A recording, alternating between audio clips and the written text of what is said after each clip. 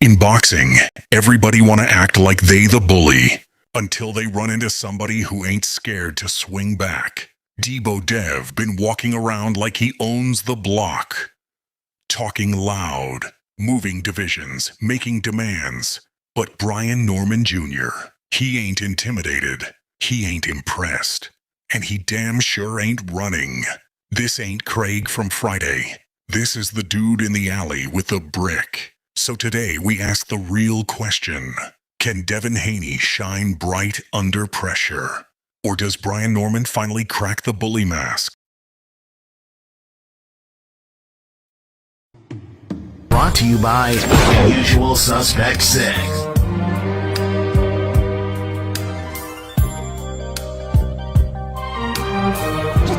UsualSuspect6.com.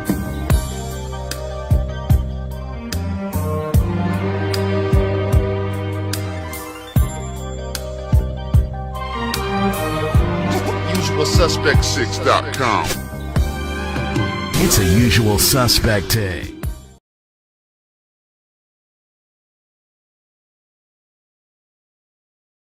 All right. What it do, man? It's your boy 5039, man. Hard hitter sports and entertainment. Trill Thursday, man.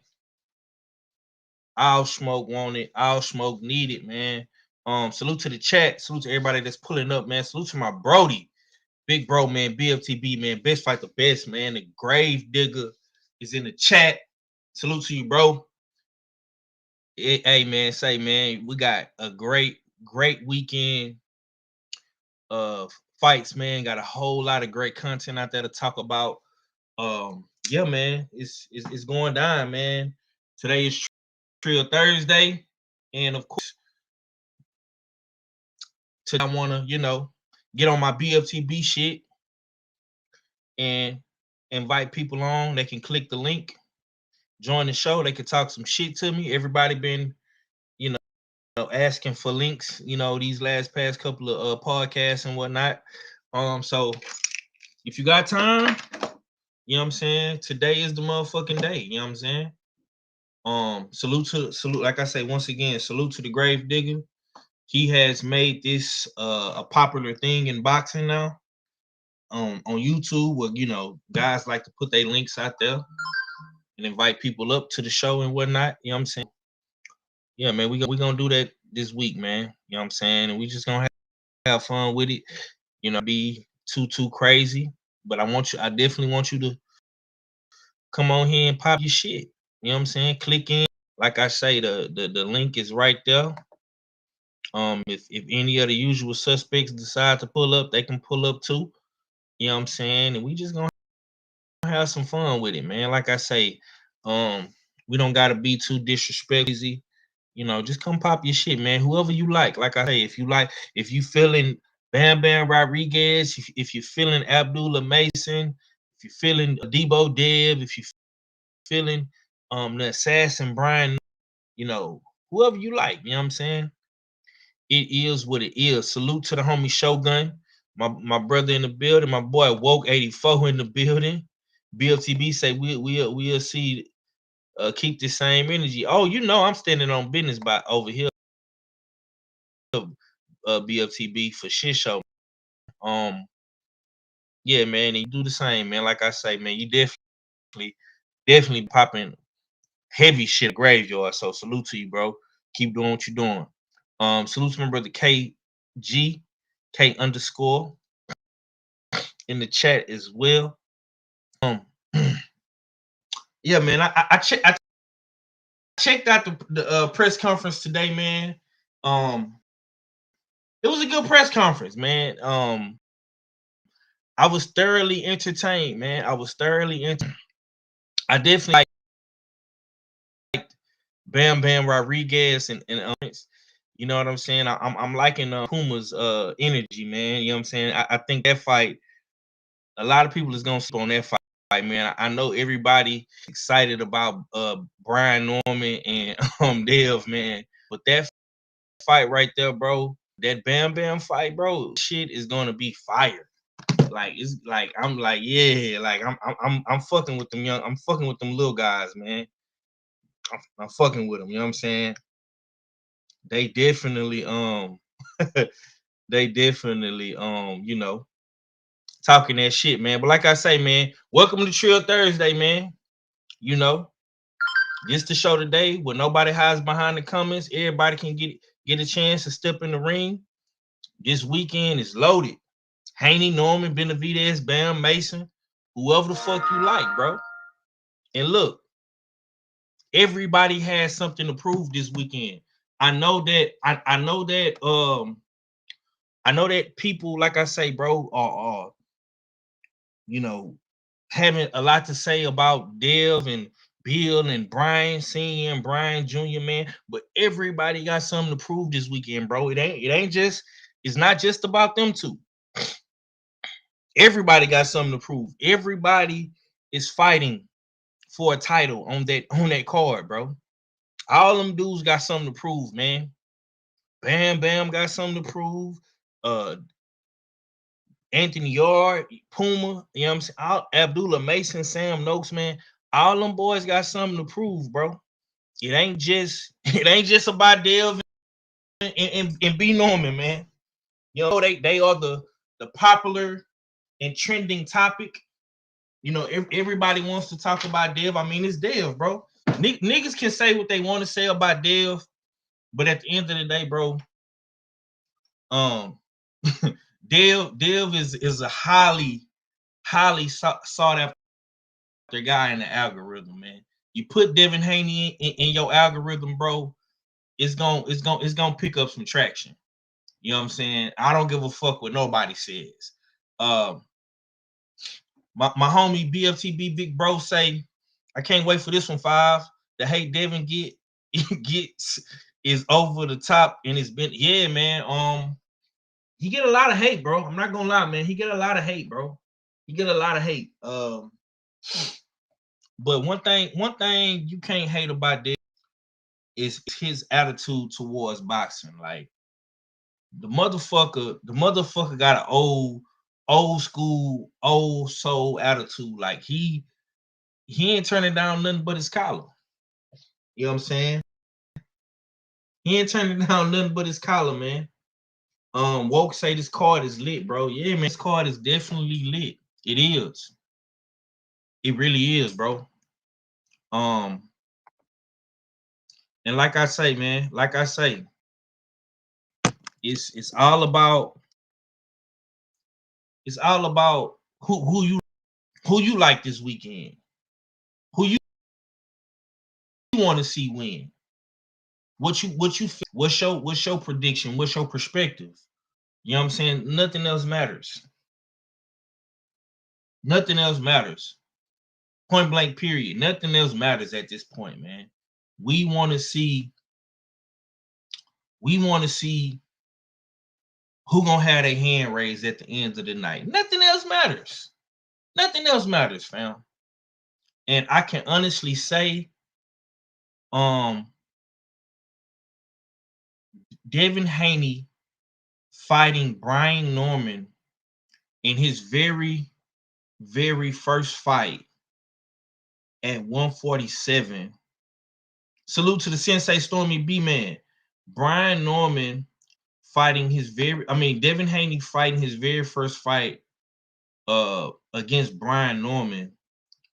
It says a lot about the attitude of a Devin Haney. Huh? It says a lot, man. We didn't have to ask, we didn't have to beg, we didn't have to get down on knees and sing like Jodeci. His very first fight, bro, he fighting a dangerous guy. This shit is dangerous. And they're doing that, man. So that right there, I mean, I'm overly thankful for that, bro. Cause a lot, like I say, man, a lot of dudes don't have that type of attitude. And also, man, it's another guy that I want to give a lot of kudos to on this card, man. Anthony Yarde. Yeah. I gotta give a lot of credit to Anthony fucking Yarde, man. Lions in the camp, man. Lions in the motherfucking camp, bro. Yeah. Like I gotta put some respect on Yarde, man. Win, lose, or draw, man. I'm fucking with Anthony Yarde. I'm fucking with Anthony Yarde, man. Win, lose, or draw, man. I'm fucking with Anthony Yarde on this one, dog. I'm fucking with Anthony Yarde for real, because him going in there fighting Benavidez, that says a lot about Anthony Yarde. Now, I know Anthony Yarde ain't the most polished guy. He's not like a Devin Haney who has all these amazing accolades and multi-division championships and shit like that, but you gotta respect the dude like Anthony Yarde, bro. You feel me? And I'm a rock out with Anthony Yarde to the decide to hang it up. You know what I'm saying? I don't give a fuck if he be like a modern day Ernie Shavers around this motherfucker. Yeah. That's that real old school boxing. Stormy know about Ernie Shavers. It's cool. You know what I'm saying? Everybody's not gonna be a champion, but I gotta respect Anthony Yarde for taking this fight, because him fighting David Benavidez was extremely dangerous. And I was listening to BFTB while I was getting ready to do this show. I was listening to BFTB talk about this. This whole narrative about Brian Norman and Devin Haney, and a lot of people is saying, Turkey shows favor towards Devin Haney. Look, bro, I don't know what niggas is talking about, because if Turkey favored Devin Haney so much, bro, why is he putting Devin in all these losable ass fights, bro? these shits these fights that Devin is in, bro, these shits is losable. he low key trying to line Devin up. You know what I'm saying? Steve Harvey edge up. You know what I'm talking about? He trying to line Devin the fuck up. But all these dudes is getting lined up, man. Somebody listen, bro. Somebody gotta fucking go. You feel me? Turkey don't show these boys no slack over there in Riyadh season, man. That's why you gotta love this shit, bro. This is literally this card this weekend, bro. And like I say, I don't care who you riding with, bro. My brother BF is DHP till the wheels fall off. I haven't heard Stormy's prediction, you know what I'm saying? But I know a lot of people is rocking with Dev, bro, and that's cool. Like, I don't care who you rocking with, bro. We got good fucking boxing, bro. This is what we've been talking about all these fucking years. Getting great boxing. I feel like I'm in a motherfucking time machine, bro, and I'm back in the 80s, and this is a Don King. That's how I'm feeling. You know what I'm saying? That's how a nigga feeling, man. This shit is nostalgic, bro. This shit is really bringing me back to them old school Don King type vibes, bro. This is prime Don King type shit right here, man. And you know, Turkey ain't perfect. Neither was Don King, man. We all got flaws, man. Every man and woman and human being is flawed, man. Ain't nobody God out this motherfucker. You feel me? So you gonna have your ups and downs. It's gonna, you know, it's gonna be certain situations, but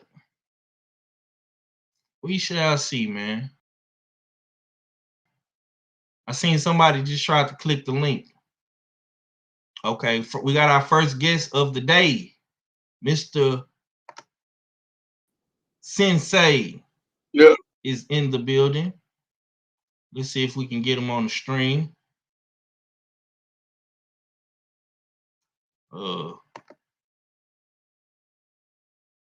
Did my shit freeze up? I believe I froze.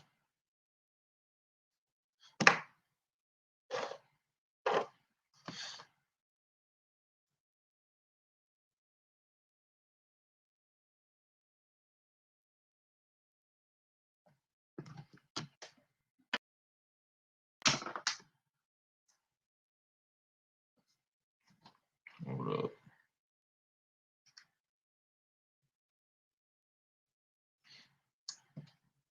Oh, this motherfucker froze.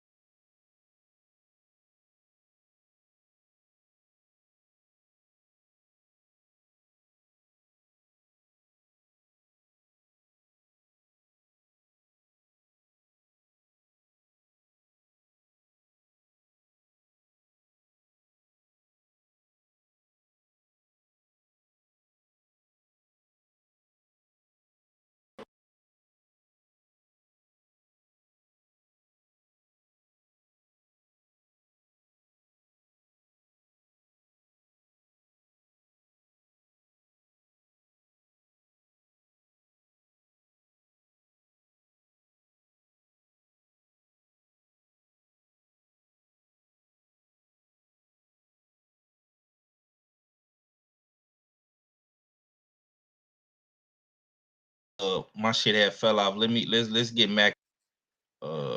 We got Stormy B, man. What's cracking, little bro? What's up, man? Nothing over here doing. Apologies. Okay, Huh? okay. Can you hear me? I'll give you loud and clear. Okay, Mr. Stormy B, man, how you doing tonight, sir? Can you hear me? Yo, bro, I can hear you. Can you hear me okay? Yes, sir. Yes, sir. I appreciate you, brothers, for joining the show, man. It's Trill Thursday. Click the link, man. Open panel discussions, man. Let's talk some good boxing, man. Stormy B, man, how are you feeling this? How are you feeling this weekend about this card, OG? Oh man, this is an outstanding card. Um, there have been a few others prior to now with Riyadh season, but this one here stands out because you've got you've got four fights that are main events anywhere else, and they're not. What happened to OG? OG fell off. OG fell off, man. We gonna blame it on the Chicago snow out there. You know what I'm saying? We're not gonna Oh, damn, it's snowing out there? hold it to him. I believe so. I know it was snowing in Indiana. You know what I'm saying? Okay, there you go. He coming back. All right. All right, he coming back. We gonna get to you in a minute, Mizak. Okay, Stormy, you back, bro. You fell off for a minute, but continue. Yeah, I'm sorry. This is not your run of the mill, type of fights that could be main events. Either of these fights could really stand out as its own.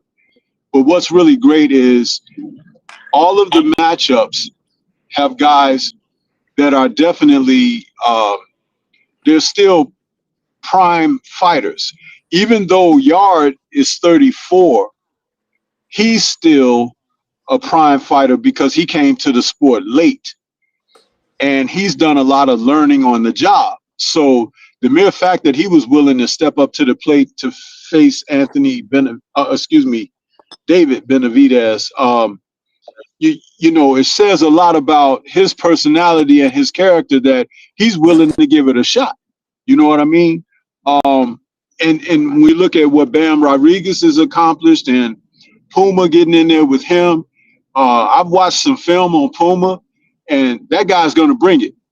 And Bam's going to have to raise the level, even though he's considered a pound-for-pound fighter right now. He's going to have to raise the level to beat that kid. And of course, we all know what's happening with Devin and Norm Jr. So I mean, straight across the board, you got Abdullah out there going for the first opportunity at a world title against Sam Noakes, who is also first opportunity at a world title and probably one of the best lightweights that you may not have heard of simply because he's coming out of the UK. And there's not enough people who have invested into this coming from over there. So this is really a humdinger, man, and I love it. Forward to it. Yes, sir. Yes, sir. Yes, sir. I see you in the building, Mahar. I'm gonna come to you in a second. I want to ask Mac some hard hitting questions. I'm gonna come to you, Mac, but I gotta ask you about your Benavidez, man. Does David Benavidez need a knockout to stay relevant in the Canelo sweepstakes? No. At this point, I don't think he needs Canelo. What he's at 175. Canelo's at 168. When I was trying to fight you first. But let me ask you something. Yeah. I get it. But this is my take. I don't think he need. I want to see him fight Bivol, Beterbiev. I don't care about.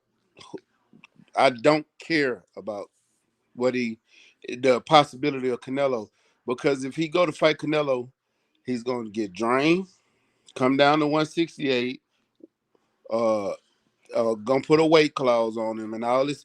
Man, no, fight. It's fighting. Ain't nobody got time for this shit.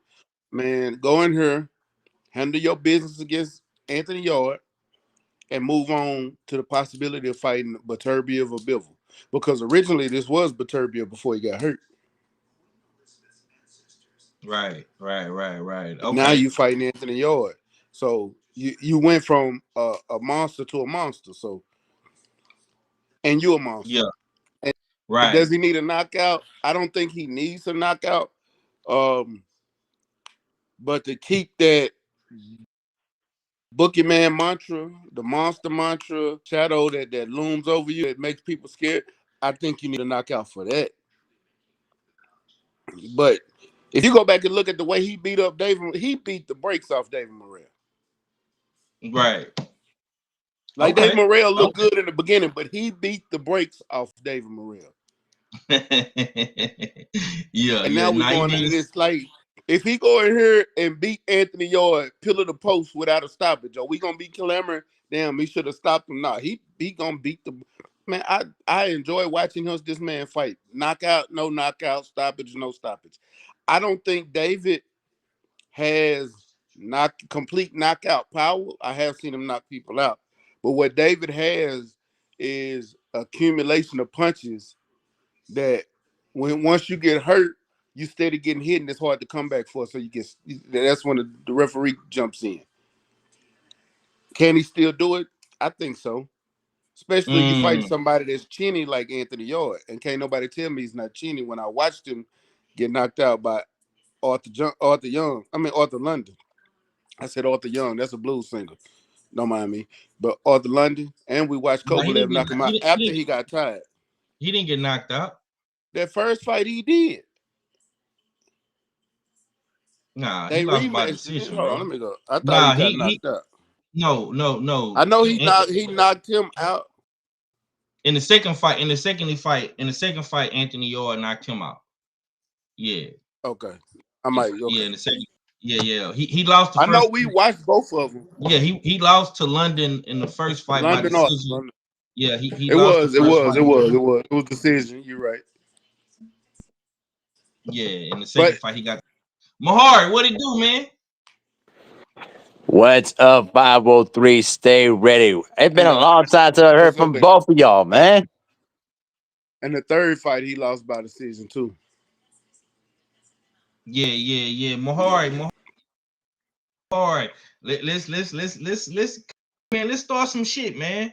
I want to start some. Tell me, Mahari, who you think getting exposed this Saturday, man? Who gonna be the person to get exposed? Do you think anybody gonna get exposed this weekend, my brother?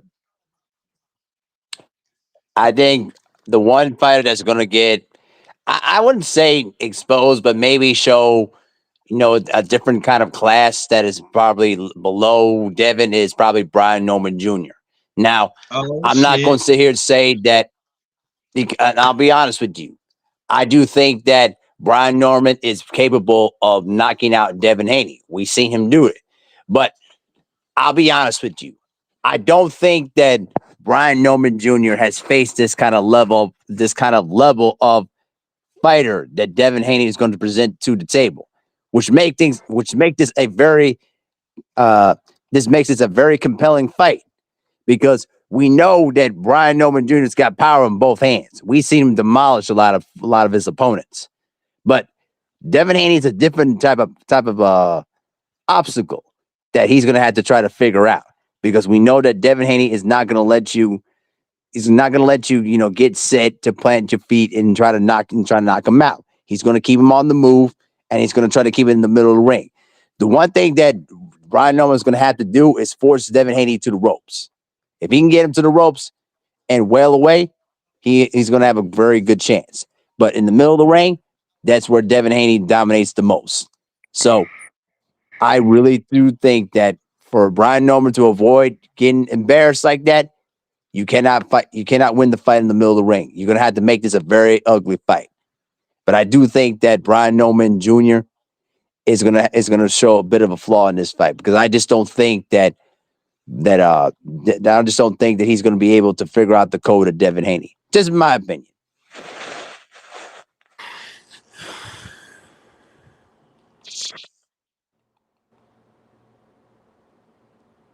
503, you back, brother? Okay.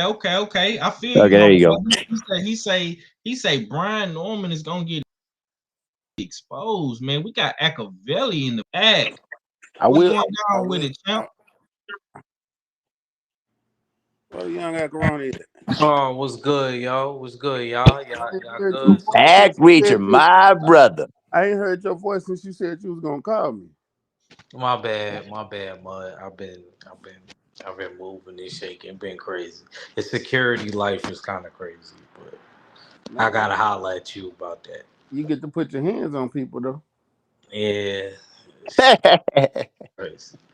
But Okay, okay, yeah, man. What we building on? Salute five, salute everybody. man. Salute, bro. It's Trill Thursday, man. We got the panel open for everybody to come on and talk they shit, pop they shit. And you know me, man. I'm the ultimate, shit popper and shit starter. So I'm gonna ask you, who is the real future of boxing, man? Is it Haney? Is it Norman? Is it Benavidez? Is it Bam Bam or is it Abdullah Mason, man? Who do you feel like gonna stamp themselves as the future of boxing this weekend, my brother? Well, I'm gonna keep it real. Abdullah Mason, I will put more in that category. Mm, Only because Abdullah Mason is so, and Brian Norman too, because they both so young in the game right now. Abdullah Mason, if he do what he needs to do on Saturday, he will have achieved what Brian Norman already have achieved, being a world champion. Difference is he'll be the youngest, period, male or female. Abdullah's 21. So, and Brian Norman's 24. So Brian Norman's still young in the game. He had right. like 2 title defenses already. Um, like I said, man, it's it still remain to be seen because to me right now, I feel like Bam, he kind of got the carpet rolled out for him because like where he's at right now is kind of easy for him. Not getting at him. Don't don't start y'all Texas people, please. We Please. not on that today. Okay. Thank God. I just feel like Man, get out of here. he entertained it on the ring interview. He said he will move up and fight both of those guys, 2 Japanese dudes. And so I feel like with Bam, I don't really know how high his ceiling. Then he said he want to retire at 30. You gonna retire at 30 without moving up and fighting somebody and just leaving your resume like this? Okay, that's cool. He just had a baby.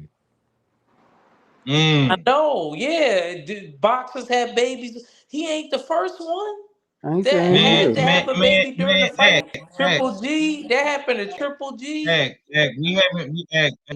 I haven't even got to Bam Bam Rodriguez, man. But you My hate bad. Bam so much that you just had to come in here and Don't he though? Wait. you said a future of boxing. Go ahead, go ahead, He MSP. Go ahead, is. man. Wait a minute. Go So ahead, MSP. What let, you let, got let to me say, get man? let me get something straight because I haven't been here in a while. My question is, does Stay Ready do not like Bam Rodriguez? I What? just have to understand. I just have What? to understand this. What? You smoking? Mahar, you You finna get smoking? I'm just. Mahar. I Don't know. do that. You smoking? Don't I'm do just that. asking. I'm just You Come asking. on. absolutely smoking. I don't even know You what gave you that. I, he high right now. We What? gonna Because Stay Ready. I I think haven't he heard might from you in a listen to while. his That's why I'm podcast asking. first. I'm not They trying to supposed be. to I'm not talk. trying to sound silly. I'm just asking. no, man, Bam, one of my favorite fighters. Okay. I was the first person to put him on my top 5 pound for pound. Okay, I'm just making sure. hey, I wasn't trying to. I wasn't trying to be offensive, and I wasn't trying to be no. silly. That's Hold all. on. Let me answer your question for you. The dude that don't like Jesse Bam Rodriguez is right next to you. That's the Wait, guy to Act your right. don't like Bam Bam. Right. He's the Bam Bam hater. You know what I'm saying? Wait a minute. Wait. You seen how he said Abdullah Mason was the future, then he just started hating on Bam Bam for no reason, bro. Like the Wait a dude just minute. kind of Wait a minute. straight. Yeah. Act Reacher. Hold on a second, sir. Wait a minute. What's your beef with Bam Bam Rodriguez here? I want to hear this. Bro, I'm not sold, motherfucker. I'm not Whoa. sold, bro. What are you not sold on? I want to know. I'm just not sold, bro. I feel like Can't he's tell you. staying. You can't Hold He's on. Hey, staying. hey, He's tell you, hey, staying. hold Mahar. You on. don't know I, why. Hey, let me say this. Hold Let me say this on, real quick. Mac. Hold on, Mac. I don't want to lose my train of thought, bro. Let Yeah. let let let let Nah, Act Reacher the speak for energy is himself. back. I gotta. This shit too peaceful, so I gotta fuck this shit up real quick. There So we go. anyway, what Bam's situation is the same thing motherfuckers was doing to my nigga in New Way. When I was rocking out with a New Way, you know what 503 and Mac used to do? They used to be talking about Joshua Greer and Neary and all these other motherfuckers Hey, that we knew that Inoue would knock out. And then what he do? He went up and challenged himself. Then he went up and challenged himself again. is Bam I'm Bam waiting not to see doing that Bam act? do Is that. Bam not doing that act? Is he not No, challenging? he Is not. No, this he's fight, not. You bro? crazy. Bro, Woo! Martinez, did you just not hear what the sensei said, bro? Is you Hold come on, on, wait. act. Can I Go, say go, something go, real quick on that? go. School this, Let school me this say nigga, something man. real quick. School this nigga, Go ahead, stay ready. man. Hold on. The reason we had an issue with Inoue is because Inoue never left out of Japan, and he was fighting nothing but Asian fighters. It wasn't until he fought a Mexican fighter, fought a Puerto Rican Shit, fighter. Bam ain't Hold on, fighting nothing listen, but Asian no, and the nigga. same Let me get shit. this thought out my head. He Let me fighting get the my same thought. No, shit. let me get my thought out, nigga. I just let you get yours out. I stayed quiet. Now you stay quiet and listen. The New Way never fought nobody, and y'all was bigging that motherfucker up before he fought anybody. Bam has been knocking motherfuckers out. He's 22-0 with 15 knockouts. At the little weights like that, he's smaller than a New Way. He also went up and fought a Warren Estrada, who we all had on our pound for pound list, and knocked his ass out too. We all. We all. Hold on. I'm not done. This motherfucker is holding right now in his possession two, not one, but two titles in different weight divisions. He's a multi-division champion before Inoue was. Inoue was a one-division champion when y'all was bigging this motherfucker up, acting like he was the next gift of God. Nigga, and not only was that, we wasn't shitting on Inoue because we wasn't bringing up Neary and Joshua Greer. I never brought up Joshua Greer in no No, motherfucking five Inoue did. I conversation. say you in five. And only person I brought up was I just wanted to Y'all see was him. bringing Hold up on. people What did more I say first, that but y'all was I bringing. said what was my exact words? Because I can tell you my exact words when it came to a new way. I just want to see him fight a black fighter. I want to see how he handles a rhythm fighter. That was my exact words. And he did. He fought your And when he fight. did, what did I say? Yeah, that's when you started to lighten up a little bit. I Finally. no, I gave him his props. I gave him all the props And in he the went world. right up and fought him. No tuned I gave up, him no hold nothing. on, but that's fine. But you got somebody like Bam Rodriguez who's running these two weight divisions. He don't have to move up because you want him to move up. He's a champion. Why He's trying to get. not? Hold on, He why? entertained We it. didn't ask the new way to move up. He did it on his own. We're not asking I fighters know, to but I move up. wasn't Hey, against did it. anybody ask you to move up? Nah, but I'm not But against nigga, it. no, I'm I'm not not. against I it. hate that. If a fighter I is might want hold on, if a 30. fighter is doing his thing and he still got other titles and unfinished business at a weight class, nigga, finish that bitch out. Fuck all this running around, moving up and jumping around, nigga. Finish that bitch out. Ain't nobody got time to keep jumping up and down these weight classes, nigga. Finish that bitch out. I like undisputed, nigga. I Hey, guess, 503, you might have a I turn, don't have sir? to give. Look, real quick. I don't have to give credit to that. Yeah. Y'all hurry up and wrap this I shit up. don't care, bro. That nigga ain't sturdy to me, bro. He may be sturdy to y'all, not sturdy. You know what I'm saying? To me, he would have been sturdy doing what he knew it, doing even what Lomachenko ass did. Man, it's fight weekend. and you want to shit on this man. Let's talk about the fights this weekend. Why y'all sound like you caught? Hey, hold Nigga, on, bro. you in the closet. Somebody sound audio sound real bad, bro. That's act here in the closet. That wasn't me. I don't sound like that. You gotta come correct. You gonna get checked. Hold on, Mahori. I'm coming right back to you, yes, bro. sir. I'm coming right back to you. I got you, man. This is Trill Thursday. No ducking, no fanboys, just straight boxing talk. I see KG in the chat. He talking about this and that and da-di-da. Niggas on his show for only 3 minutes and kick niggas off. I'm letting everybody come on the panel and cook, nigga. This how I do it, nigga. Yeah. So if you gonna come, nigga, come. Don't be in the chat just talking, nigga. Where you at? What happened? Nah, I'm talking about KG. He talking about niggas talking all over each other. This is what you call real debate, real smoke. You know what I'm saying? Y'all just want niggas, you know, to come on the show and talk for a little minute, kick them off. I'm not doing that. I'm giving niggas free reign to come on the show and pop they shit. You know what I'm saying? Now, I will ask that you talking, let them get their shit off, and then you can respond. You know what I'm saying? That's all I'm gonna say. We gonna keep it respectful on that aspect. You know what I'm saying? I don't want people talking over, you know, one another. You know what I'm saying? You know, Act is a bam bam hater. But anyways, we gonna Can I just say real quick, keep this shit pushing. I'm gonna let him on the mid and talk, man. Oh my God. Act, come on, man. He Say what you knocked gotta out say, bro. Juntao or Inoue. Say what you gotta say. Nah, I said he knocked out Juntao or Inoue. That nigga valid. I can't say nothing. His shit valid. So he gotta. Hey, let me ask you something. Hey, hold on. Hey, can I ask? Can I ask? He gotta. Hold on. No, hold on. He's fighting for unification right now. He got to move up 2 more weight classes for him to be valid in your eyes. Bro, I watched.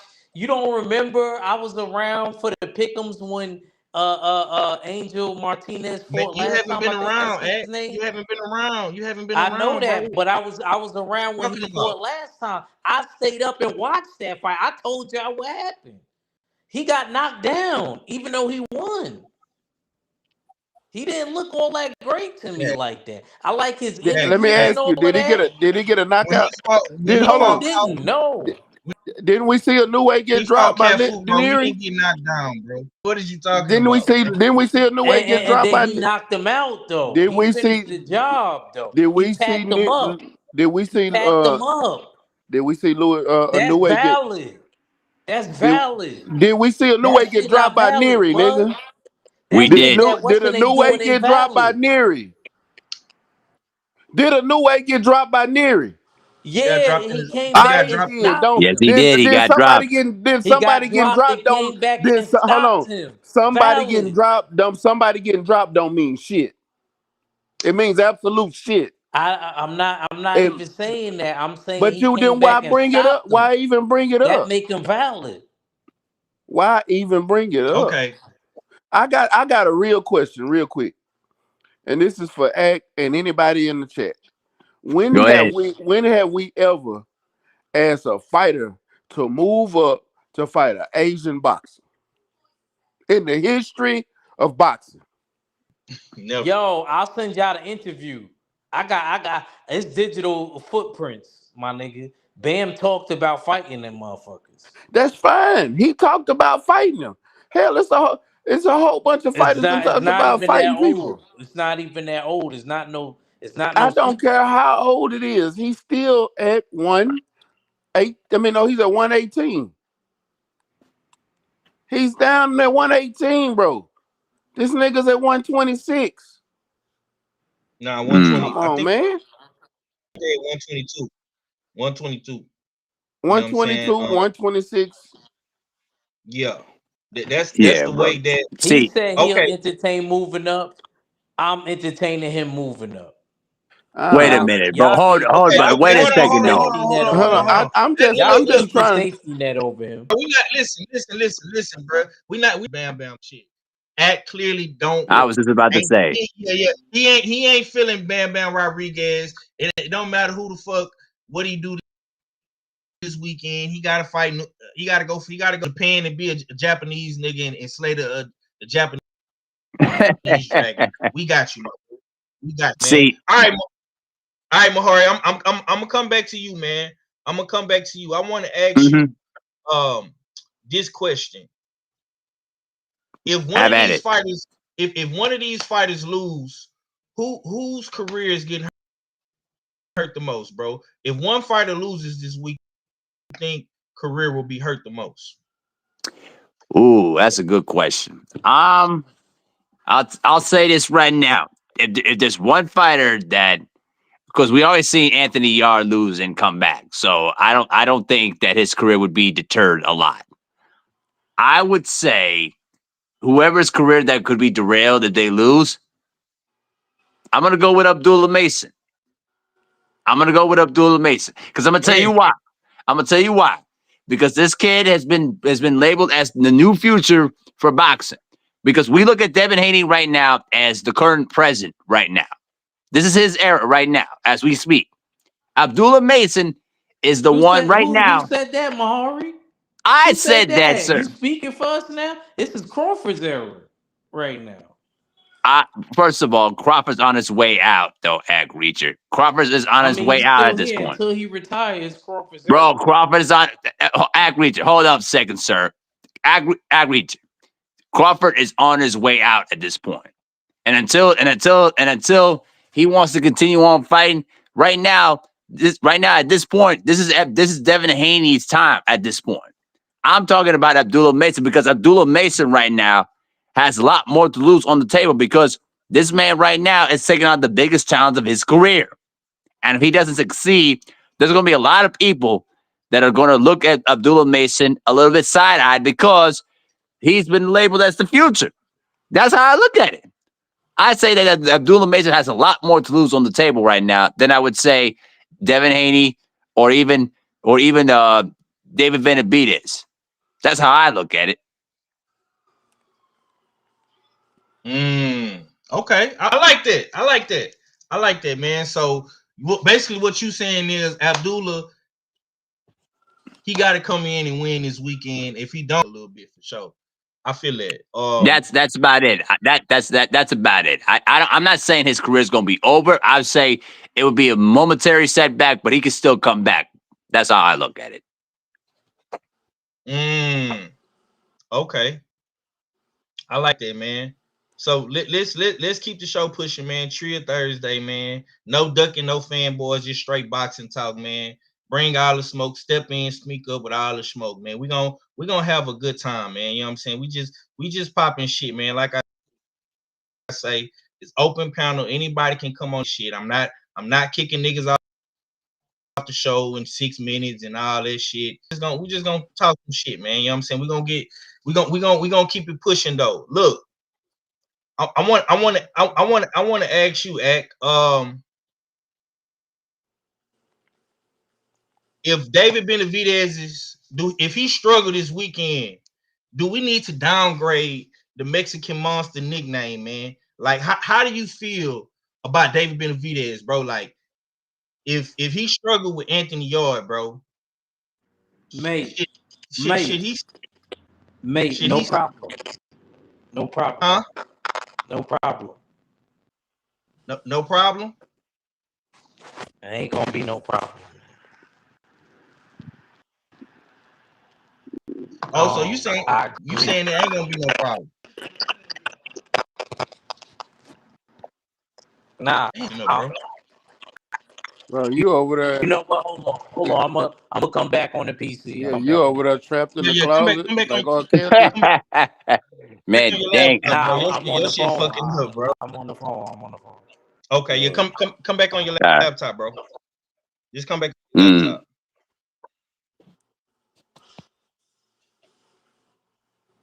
All right, PC Mac. five, PC 5. I got a PC now. I got a Come PC. back. Oh, come back on your PC. And oh shit, my boy didn't upgraded. Salute, bro. Salute. My nigga didn't. My nigga, I remember you telling me about this shit too. You did get the PC. About time you upgraded, Act Reacher. Nah, for sure, Shut bro. the fuck up, I'm Abel. Shut your ass. Yo, why y'all got him like this, bro? I ain't feeling this, bud. We gonna man, talk about your man. ass, Abel. You ain't I shit. love you, Act Nah, bro. Reacher. You know, You Been ain't shit, motherfucker. listen, I love you, like, Act Reacher. I gotta get my rib in. That's all. Word to yeah, bro, yeah. you ain't Abel been shit. talking his shit, man. He been talking his Keep shit, man. You popping it. know It's that all though. right. Keep All right, popping it, nigga. I got something for you. Yeah. Okay, look, man, I'm gonna come to you. I'm gonna slide over to you, Mac. I'm gonna ask you this, bro. Does Devin Haney have the power to earn B Norman's respect in his fight this weekend, man? How you feeling about that? Like, do you think the transformation of 147 Norman's respect? I don't know. Be quite honest with you. I'm not gonna say he does because we haven't seen Devin Power like that. So I don't know what this weight gain look like. He body wise, he looked good. He looked like a superhero. He actually looked like Mm-hmm. he's filling out a division. Finally, he's at a division where he's not looking drained. He's not. He's not. His face not sunk in, and it was like when he first moved to 140. So it might not be too bad, and we'll Mm. see if the power resonates. I'll be honest with you, I don't think it will, and it's not a down on Devin. Um, I just look at it like it hasn't this far. You know what I mean? So, uh, is it?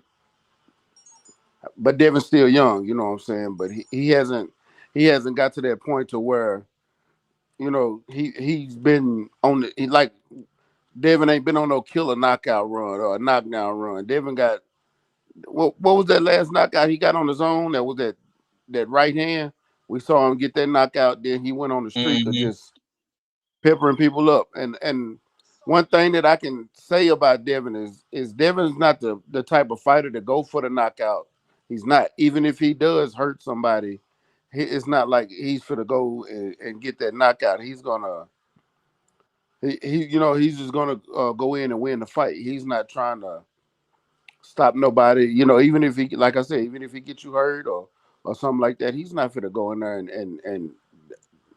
and try to stop you. He's gonna be weary. He's gonna make sure. He's gonna make sure he's he's all right. So I can't Mm. see that he's gonna do something to respect his power. What Devin is gonna do great is Devin's gonna hit that ring. He's gonna utilize his jab. He has a great jab, and he got good footwork. He does get caught in places with his feet when he's moving away. He's sticking and moving, but that's what he's gonna do, and he's gonna utilize that to his advantage. The only time I saw Devin come forward or be a dominant counterpuncher was when he fought Regis. But Devin does stick and move great. So I can see him utilizing his jab, utilizing the 1-2, doubling up, tripling up on his jab, and stay moving. Brian Norman is gonna have to figure out a way to get around that. He's gonna have to counter the jab, get up under the jab. He's gonna have to find ways to attack Devin body to slow him down. He's gonna have to cut that ring off because Devin is not gonna stand in the middle of the ring like Abel said. He's not standing in the middle of the ring. Devin is gonna move. He's not gonna get up against the ropes, but he is gonna move. Brian is gonna have to figure out a way to slow Devin down. To he while he's cutting off the ring, he's gonna have to throw punches while he's cutting Devin off because he's gonna have to figure out a way to to to slow him down. He's gonna have to counter Devin's jab. That's just what he's gonna have to do. He's gonna have to find spots to where he's gonna have to counter the counter puncher, and that's what's gonna help Brian win this fight. And Devin knows what he's gonna have to do to win this fight. Devin's just gonna have to beat Devin and move around. Like I said, I've been going back and forth with this fight, trying because it's a weird fight. Devin is the more accomplished fighter, but Devin is also going up in unknown territory. Now, yeah, he's fought at 147 before, because 142 is 147. It ain't 140. It was welterweight, but he wasn't all the way 147. Now he's all the way 147. Unknown territory. You haven't really fought a welter yet. This is gonna be the first time you fought a welter. I'm leaning towards the welter. Not saying Devin can't, but I am leaning towards the welter. Okay. Philip then entered the chat. Akavelli then came back on DC. Salute to Ak. What's going down with the art?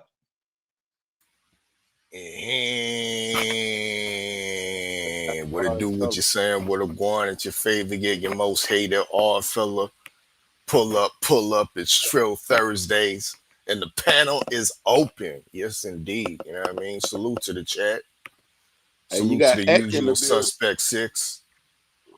I see him. I mean, shit, he ain't that cut me off. You know what I mean? Salute to Act. You know what I mean? He is within the usual suspect 6. Salute to MSP. I mean, I see you in the building. As Red says, stinking it up. You know what I mean? Muddy in the waters and shit. You know what I mean? So salute to you. Good to see you too, odd fella. It's been a long time since I heard from you. Yeah, I'm excited for this fight and for this card. Mm-hmm. It's an excellent card. It's definitely is pay-per-view worthy, most definitely. And I just put up a post up on the usual suspect 6 Instagram page. Make sure y'all go follow that at US6 on IG. Look at that. You know what I mean? And I know, you know what I mean, it's not really in the ring related, but it is a conversation that, you know what I mean, a lot of us tea sippers, you know what I mean, a lot of us boxing tea sippers like to talk about, you know what I mean? Of course, A-side, B-side games and all this shit, who's making what, you know what I mean, who got the biggest bag. Well, here are the early numbers of the estimated purses for the fight, you know what I mean? And it's interesting to me, you know what I mean, because this might be a record-breaking purse for both fighters for the fact they're the co-main. This might be the most expensive co-main in modern day boxing. Salute to both of these brothers. Really and truly, you know what I mean? And like I said in the post, this is a necessary cost for bringing back the welterweight division, because we all know the welterweight division been kind of drab, unexciting since, you know what I mean, the days of Crawford and Spence were running it and shit. You know what I mean? It has been kind of drab. Boots was a little flickered, but Boots, let's be real, he failed to make that unification happen. Him and Eddie failed to make that unification happen with Brian Norman Jr. They didn't see the big picture making the welterweights great again. But this fight is making the welterweights great again. I mean, it's taking the whole card by storm. Nobody's really talking about the Abdullah Mason fight, except for Queen Shawa. Make sure y'all check out Yes Indeed Boxing, because she's been breaking down all the fights on this card. Nobody ain't really talking about Bam and Puma, who I think Puma has way more than a puncher's chance. You know, dig? Which I'm side-eyeing old mushroom cut head boy with the tattooed chops on his cheek. You know what I mean? I'm questioning him for coming in late to Saudi Arabia. Three days before the fight. That's not enough time for acclimation. But ain't Who you nobody talking about? saying nothing about that. You talking about Bam? I'm talking about Bam. Mmm. I'm talking about the man that has a mushroom cut. And he's supposed to be a Okay. grown man. Yeah. Yeah. That's what I'm talking about. You know what I mean? So I'm kind of side-eyeing him for the fact that, yeah, you're supposed to be a professional, an international world champion, but you don't know this world got different time zones, bruh. You don't know your body needs to acclimate to the time zone, and it takes probably a week, more than a week, for you to adjust. This gonna be a very interesting fight. I think many niggas are sleeping on old little Pumita. He ain't no Mexican. He from Argentina. You know how the motherfuckers get down. He undefeated. He undefeated, and he's well traveled. Went to Japan twice.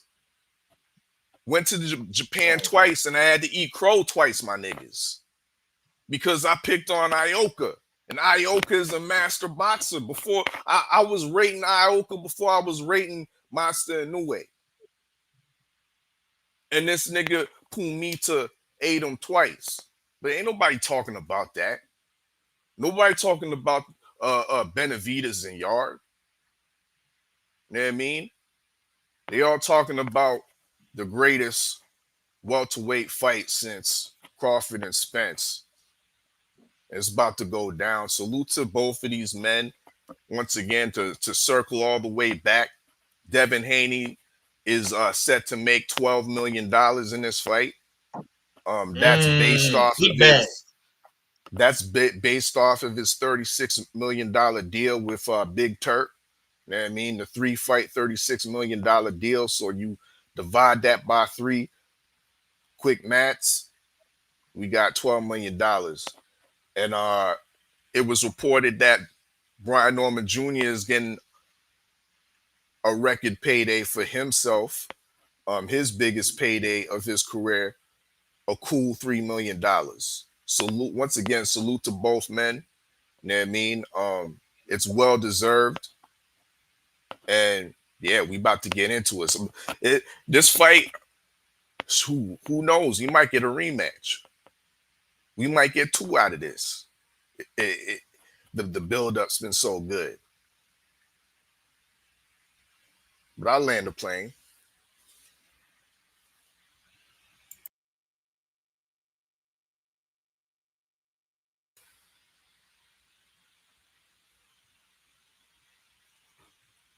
And it fell out.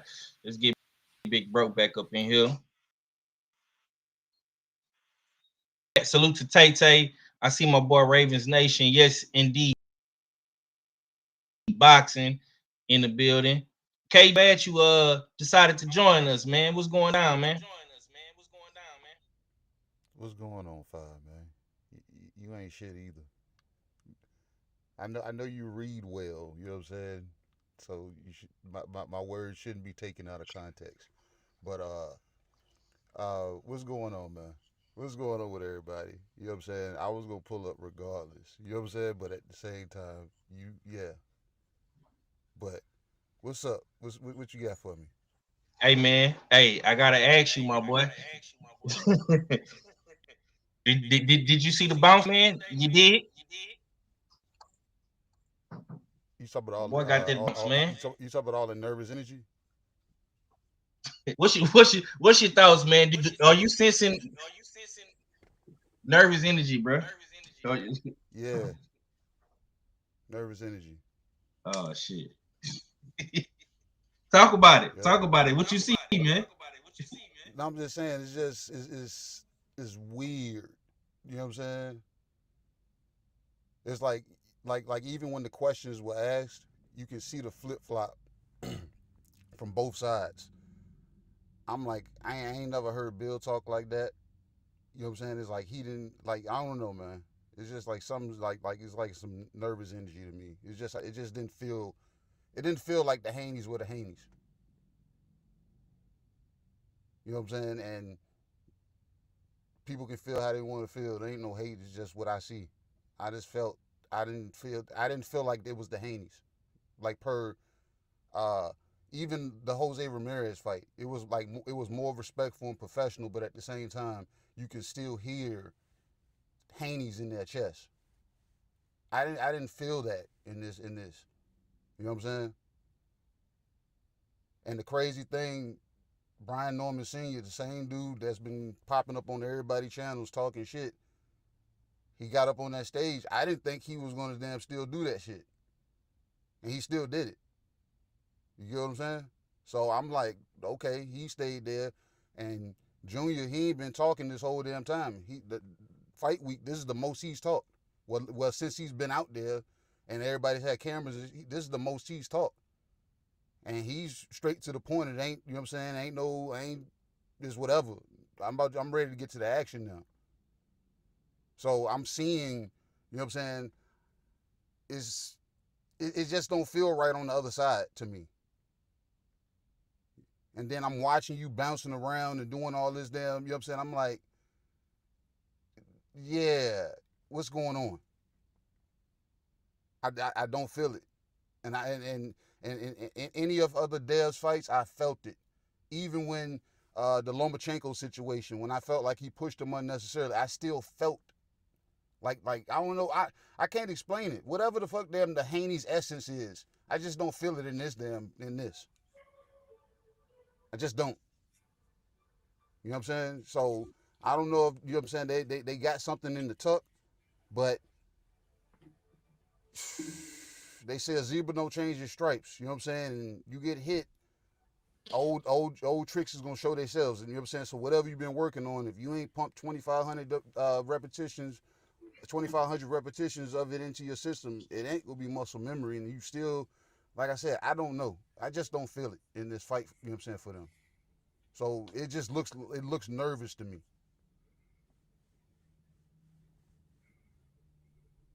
Especially dealing with the, you know what I'm saying, with the fighter of the magnitude that people are explaining him to be. You know what I'm saying? You got people put him in the pocket that he's one.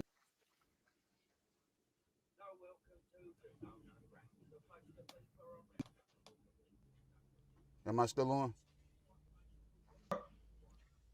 Hello? Yeah. Keep cooking. You still on. Yes, you must have hit a dead spot, bro. But you still cooking though. I was telling you to keep cooking. Yeah. I see. Yeah, Yeah, you you good. was doing, you was cooking just fine. Keep going, bro. We were listening. Yeah, I I don't think think, it's I don't think he I can was hear us. yeah, I think his Yeah, that connection nigga. went off or something like that. He'll come back. Yeah. Okay. We got Stormy B man back in the. You good now, OG? Yeah, I'm good now, man. I apologize for earlier, but it seems to be like this particular app doesn't work good when I'm on the move. So, and I forgive me for Yeah. dropping off those earlier times, but you guys are having great conversation, man. If you don't mind, I'd Thanks. like to chime in on something that was asked a Thanks. little while ago about who this could be detrimental to as far as if they were to lose. I think that the fighter, if they were to lose, that it could be most costly for is Devin. And I'll tell you Mm, why that I say okay. that. It's Interesting. because Let's talk about of it. everything that came from the Ryan Garcia experience. He was totally villainized, even though he was victimized under those circumstances. And public sentiment and even the so-called, I call them now sexperts out there, because they have a love affair with trying to strip someone that they don't want to support. But anyway, those guys have found him the whipping boy to be out of those circumstances. So let's just say, had those events not transpired and he would have elected to go with the backup fighter that night, which would have been Arnold Barboza Jr., he would have fought that guy, beat him, and moved forward with no issue, right? But the Ryan situation did happen. And as a result of that, he had to take a year off from the sport.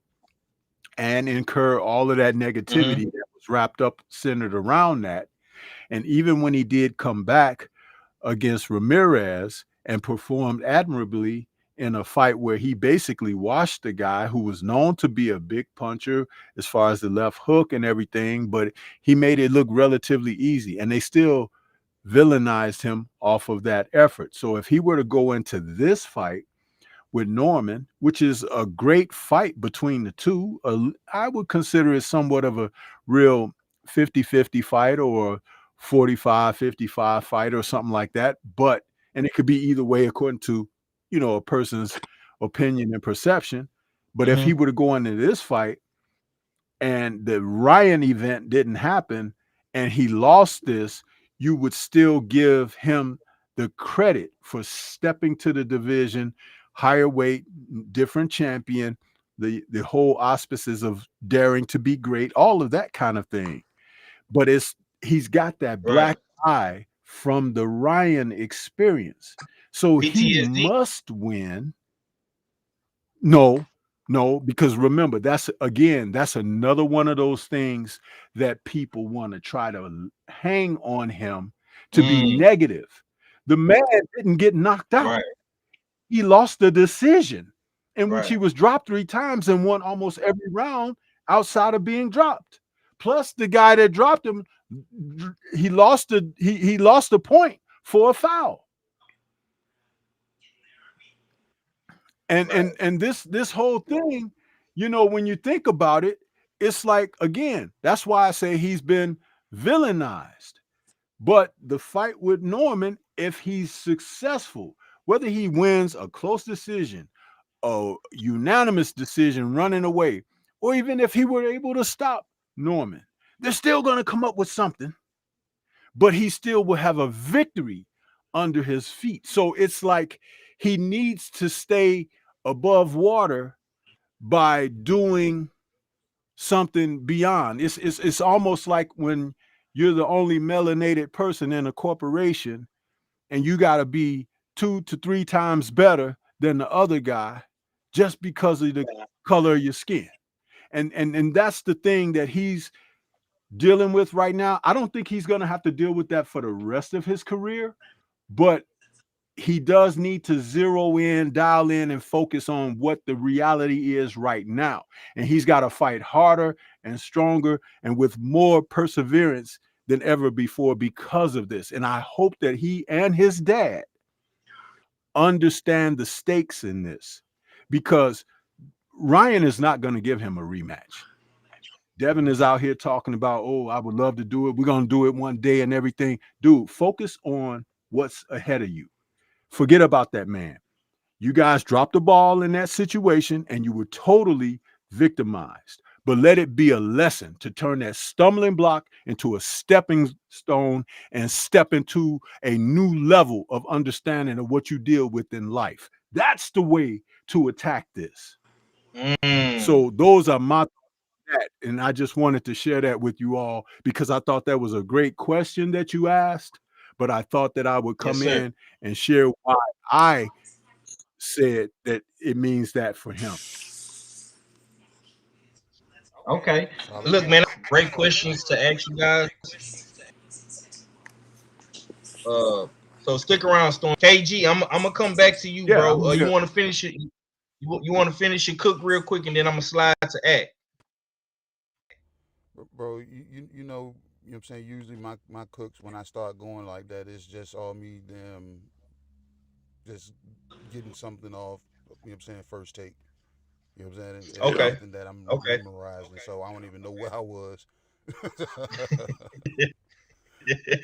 I feel you, bro. Right, hold on. That's just the opportunity when my mind and my heart cross paths and I'm able to, get it out. You know what I'm saying?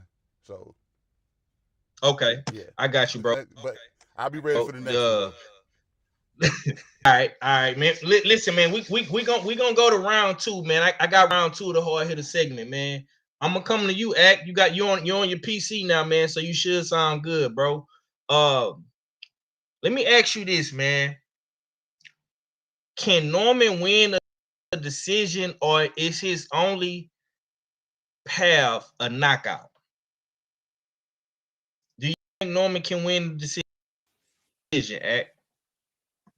I think it's not as likely. He probably can. He could show us a wrinkle that we haven't seen before. We got to be realistic about everything. You know, he hasn't shown us everything because he probably hasn't had the opponents to bring that out of him. So, with that being said, um, I think Brian Norman, because of the buildup with the fathers, and they can't control their fathers. You know, when you get grown, you know, you try to tell your parents, like, yo, you know, mom, you wildin', or pops, you know, you was bugging, you know, right there. And they still looking at you like they kids. So, you know how that is. So I kind of feel like it's like one of those type of situations because Brian Norman Sr., I'm not gonna lie, man. He been popping it, man. OG been popping it. So I feel like it has to be emphatic. It has to be. It has to be devastating. Oh, And I don't see him being able to I like that. outbox Dev and outmaneuver and outmechanic Dev. I see him being more of the power boxer. You get me? You I know what I feel you. mean? I got He's in between a boxer puncher and a power boxer, Brian Norman. And what I notice about him, he springboards a lot. You know what springboarding is? time for the people, man. What's springboarding? He jumping in? What he doing? Springboarding is when you step back and come forward. Step back and come forward a lot. Tank does that a lot, and Brian Norman Jr. he does that kind of like he's not as fast on his feet as Tank, because Tank is a light guy. If you pay attention, he does. Yeah, that's what springboard. Okay. Listen, Loma man. didn't The lie OG, to. Mr. Monty. Yeah. We got the OG Mr. Munt in the building, man. How you feeling tonight, OG? I'm good, man. How y'all doing? We good, man. We glad Oh, you was able to join the show. You step right into the Schmizzo, man. I'm gonna come to you. I'm gonna come to you, OG, man. I'm glad you're on the panel with us, man. I got a good question for you, man. And this definitely gonna start some shit. I got a question for you though, OG. Okay. I got a good question for you. Check this out. If Haney loses, what excuse will his fan base use this time? I mean, what excuse can they use? I mean, think about it. Think about it. He said, didn't he say 47 was the perfect weight for him? He don't have to cut as much weight. It's just been an easy weight cut. Everything's been easy for him as far as training for this fight. And he said that 47 was the perfect weight for him. So what excuse can he use? I can't think of one. Now, I'm not one of those over the top fans that right. So I really can't I really don't have an answer for that, because in my opinion, there's no excuse. Okay. I like that, man. No excuse. The OG said there will be no excuses, man. Mahari, let's slide over to you. I got a good one for you, MSP. Now, Yes, sir. is Devin Haney's jab enough to control a man whose goal is literally to break him down? My honest answer would be yes, but here's the deal. He's going to have to use the jab to try to keep the power puncher off bay.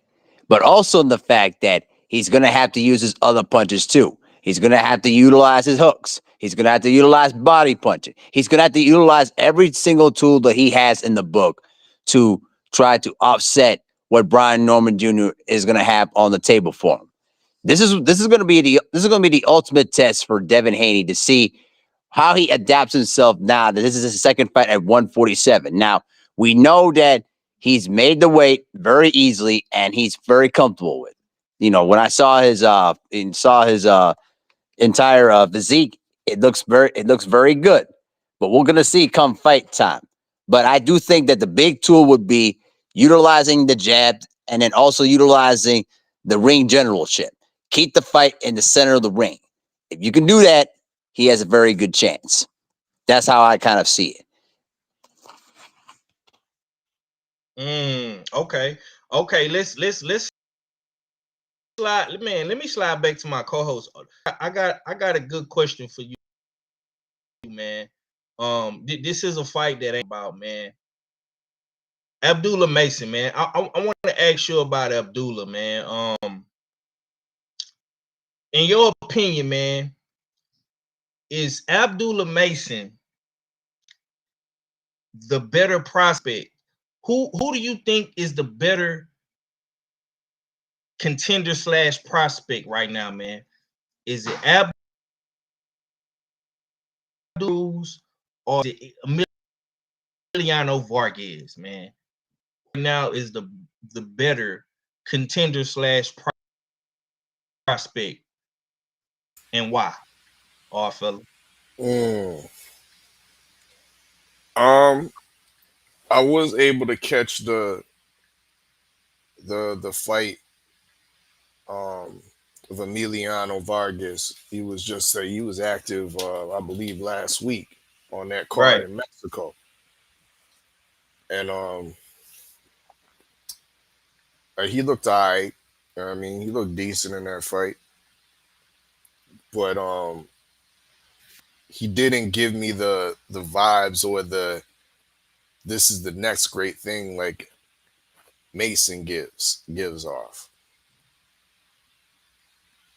And even in a small way, I don't hear Bob Arum talking like that about Emiliano. I hear him talking about Mason with that air of confidence, like he's gonna be the next. So you even got a promoter that's kind of siding the Mason side. And I have to agree with Bob Arum on this one. I think Mason right now is the better prospect / contender. And if you look at the track record, to me alone, the Jeremiah Nakatila washing was a great little feather in his cap in preparation to big time fights. Jeremiah Nakatila is a credible contender, veteran that's been in there with some decent guys, and he has a good win himself, knocking out Miguel Burchell. So for a young prospect, how old Mason? What, 21 years old? Mm-hmm. For him to be washing guys like Nakatila at that stage, at that age, I mean, it shows you his levels and his ceiling is not even being close to being reached yet. So with that being said, like the last, I don't even remember what's his name, Jonathan Montreal. He's a decent fighter that Emiliano Vargas fought, but he's not a Jeremiah Nakatila. You know what I mean?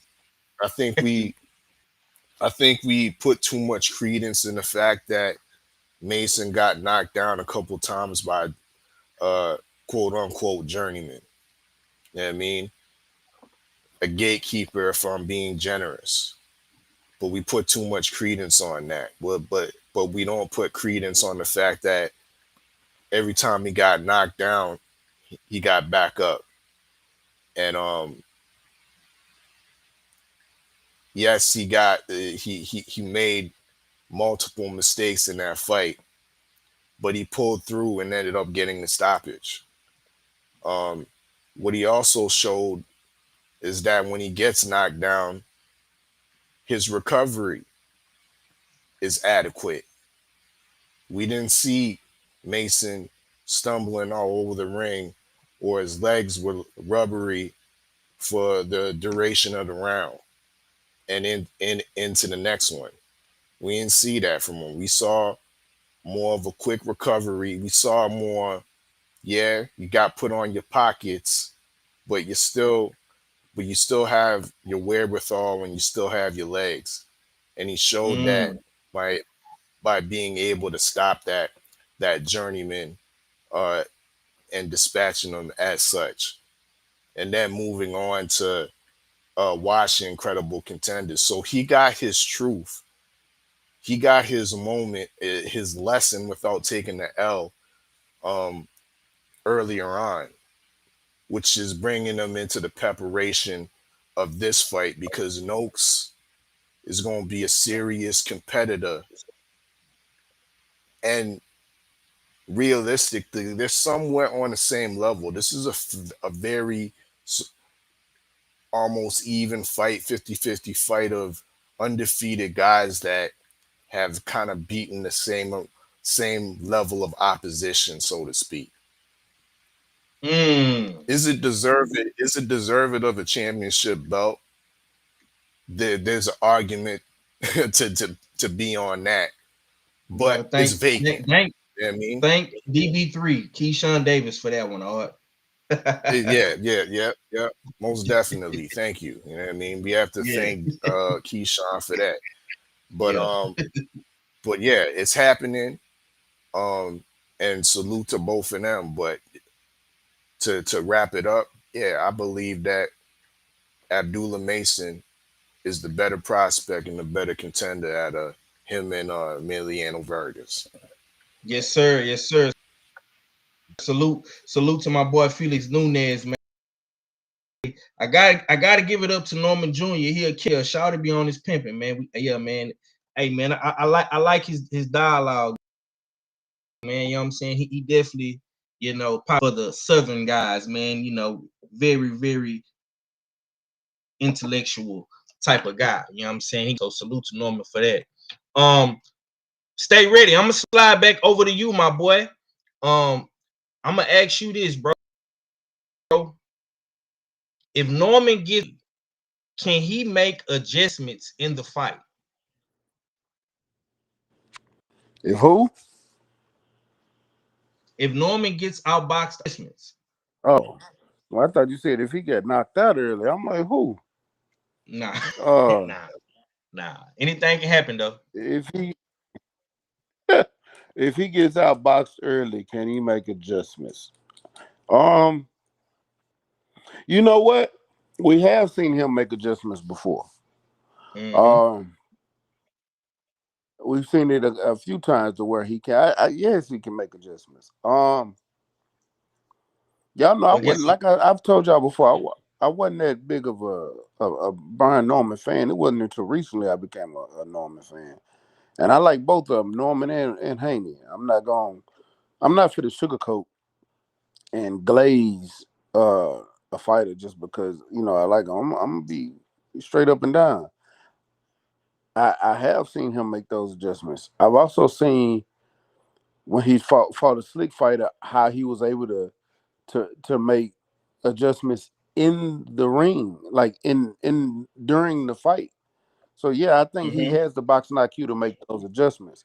I'm not gonna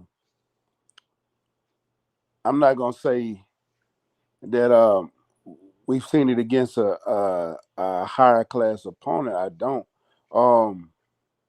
But at the same time, I can't just call Devin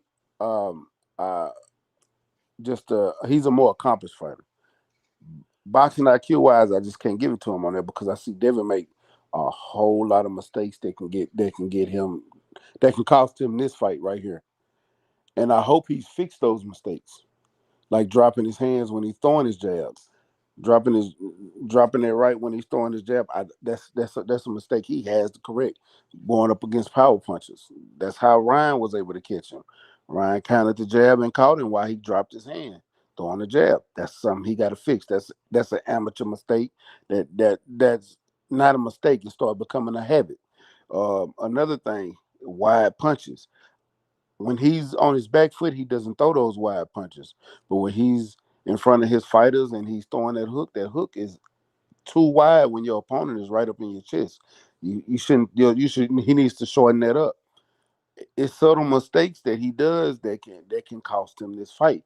I hope he's fixed those. So, um, boxing IQ wise, I don't know. They about the same to me.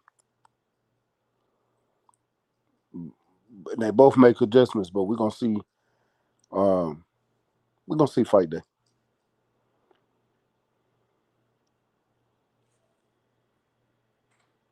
We're gonna see fight day. Fight day.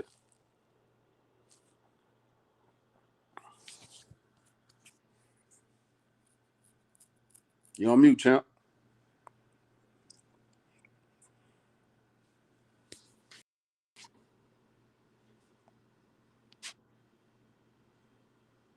Can you? Five must be having problems with his mic or something. I was just for the ask. I'm like, what's going on here? Yeah. Yeah, it sounds like 503's got problems though. So go ahead, off fella. Our fella just went. Oh dang. Is Zach still on? Or yeah, I'm still. I'm here. I'm here. I don't know Yeah. what was we building on though. So I asked you the same question he asked me. He asked me if Brian Norman get outboxed early, does he have the capability of making adjustments to win the fight? Does Brian Norman Jr. have the ability to make adjustments? You know the crazy part about that is, and the truthful answer is, we don't know. We've seen him make adjustments before, though. Yeah, we seen him make adjustments though, but him getting out boxed for a full 12 rounds, I don't know how that would look. I don't know if his gas tank ain't gonna be all the way there. It's a lot of questions because even though he's been in 12 rounders, he never went 12 rounds because he's always packing dudes up. Well, recently he's been packing dudes up. So I don't know. I can't fully say honestly because I don't know with him. I don't know. Like I think the latest he went is 10 rounds, if I'm not mistaken. So I don't really know how he'll look. And them champion rounds do separate the boys from the men. I'm one of them people that believe that. Because anything could change at the drop of a dime. So I believe from what I've seen, I think he can, but I still favor when it comes to the boxing ability, I favor Dev. But like I said, I don't really got my pick just yet. This is gonna be a last minute pick, y'all. So if y'all gonna get mad at me, y'all better start getting mad at me now. So I've already made my pick on the Agnew podcast. I haven't made it with the usual suspect shit. But you're not in the fight pool this time or yet. So Nah, but I'm gonna drop through. I'm gonna drop through tomorrow. Uh, if Red let me up there, if Red don't if Red passing out the links, I'll be up there. Chop it up and give my opinion. Yes, sir. Yes, sir. Five got his mic back yet. It seems like he's still having issues. Still ain't heard from that 5. I wanted to continue to build on an earlier question, and Stormy so eloquently answered it with regards to Devin Haney having the most to lose. I I wholeheartedly agree with this sentiment, and I want to continue that because I believe that there's another fighter that has a lot to lose on this card, and I believe it's David Benavidez. If he was to lose against Anthony I hate you, Yard, Steels. You took my talking points. Go ahead, Steels. well, you can, I mean, you can I piggyback, gave you the chance to talk. but yeah, I believe Benavidez has a lot to lose if he loses because he's already under the pressure by certain fight fans that he has to stop. He has to look spectacular and stop and show that monster KO power once again against Anthony Yard. Why? Because Anthony Yard's been stopped twice before by two champions. Yeah, he's lost a third time, but it was by decision against a domestic level fighter. And Lyndon Arthur, y'all niggas like to call him London Arthur. It's Lyndon Arthur. I was like, Yeah, that's me. I was listening to y'all niggas. Y'all was Lyndon. London, Fondren. I have something I'd like to add to that, which I father was talking about, but I like to let Act go first because Well, let me finish though. Now, also with Benavidez having the most to lose, we've heard a lot of people, or even himself, this is coming out of his own mouth about being the next face or the next great Mexican superstar in boxing. He's looking to replace Canelo. He's looking to secure those old Canelo Mexican holiday dates. So most definitely, if he loses to Anthony Yard, all that shit goes to the wayside. You are no longer going to be called the monster no more that made the Mexican superstar Canelo run away. But I landed on that. Can y'all hear me now? Yeah. Yes, sir. Go ahead, Five. Okay. My bad, man. My mic had went out. Yeah, I wanted to come back to Stormy, man. And ask Stormy this question, bro. What's the one strength Norman has that Haney cannot neutralize, Stormy, in your honest opinion and perspective? an undefeated fighter's determination. When a fighter is undefeated, they have that feeling of invincibility, and they have the feeling that they're capable because of everything that has come before. You can teach someone how to lose, but in order to be able to teach that lesson, you have to be able to do a variety of different things as an option in a fight. In other words, you can go in with a game plan, but you don't necessarily want to meet the opponent at what they do best, of course, but you want to give them a wrinkle of something that is a little bit of the unknown from you. That's what gives them pause, and they begin to say, well, what did that come from? I didn't expect that. You understand? Yeah. And that's what a 5-dimensional fighter is capable of doing. Right now, Norman is really full of himself on the acknowledgement that he may have punching power.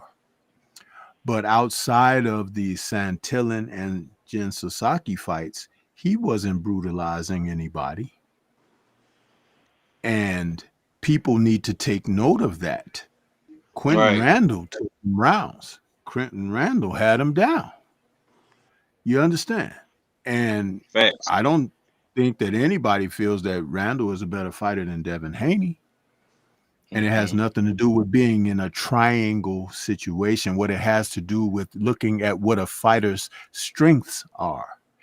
And if you look at what Randall's strengths were to put Norman Jr. in a situation, I think that Devin can do almost everything he does a lot better. So that being said, to acknowledge, has Devin learned from the Ryan Garcia situation? See, because all he had to do in that fight, even after being caught with that big left hook early, and it rocked him, it dazed him, it threw him off and everything. But the veteran fighters learn how to get through something like that. Sometimes it may require you to give a round or so away because you're getting your feet back under yourself. You're gauging, you're starting to learn timing and distance and do what many people like to casually throw out there, download data. When you're downloading data, it gives you the opportunity to see where the other guy's strengths come from. Because you can't gauge that by looking at it on television or film. You have to gauge it when you're in the ring. See, a lot of people used to like to say that Bud Crawford started slow.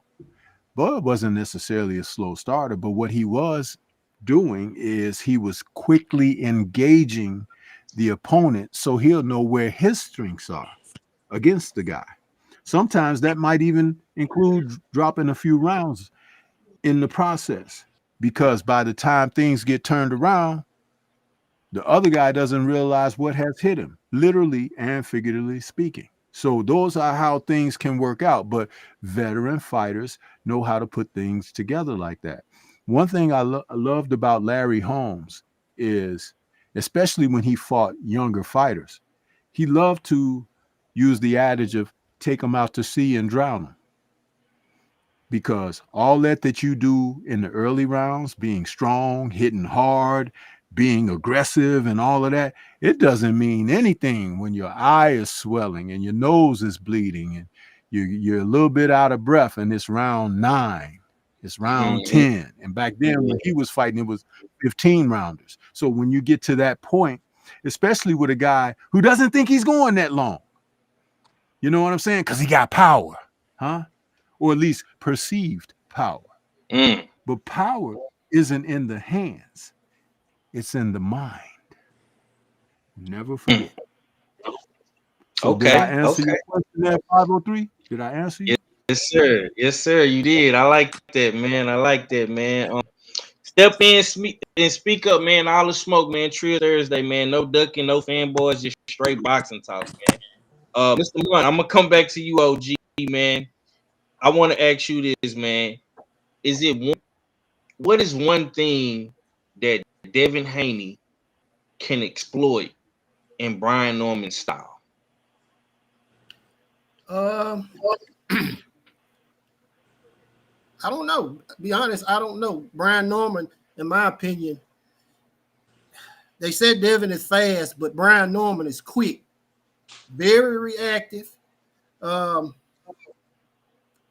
don't know. I just think Devin has to fight the perfect fight. At least try to get Brian Norman into the deep waters, because like you said, he's never went 12 rounds. He's used to getting the knockout. Well, the last few fights. But right. I really don't know what he could exploit on Brian Norman, because the young man is very, very strong. I don't know. Just only thing I can see him exploiting is Brian Norman's footwork, using his own. Because you know Devin seemed kind of skittish in the last fight, but what he did in that last fight, he did it for 12 rounds, and never took a deep breath the whole fight. So the only thing I can see him really exploiting is just having better footwork than Brian Norman. And then Brian Norman kind of has used a wide stance, in my opinion, because he loads up on all his shots. But I think he'll just have he's gonna have to try to use his angles and, because Brian Norman just got slower feet. That's really the only thing I see. Okay. Okay. MSP. I like that. I like that. OG, salute to you. Salute to the OG Rod Neal in the building. I'm gonna ask you this, Mahar. He still have that aura, or did Ryan Garcia permanently crack that image, that aura that Devin Haney has, man? What's your thoughts on that, Mahar? I'll be honest with you, we don't know. We're gonna find out in this fight. Do I believe that Devin Haney may have dented some things during that fight against Ryan Garcia? Probably. In terms of the people that never liked him in the first place, then they're never going to be convinced otherwise. But this is going to be the Right. biggest test for Devin Haney.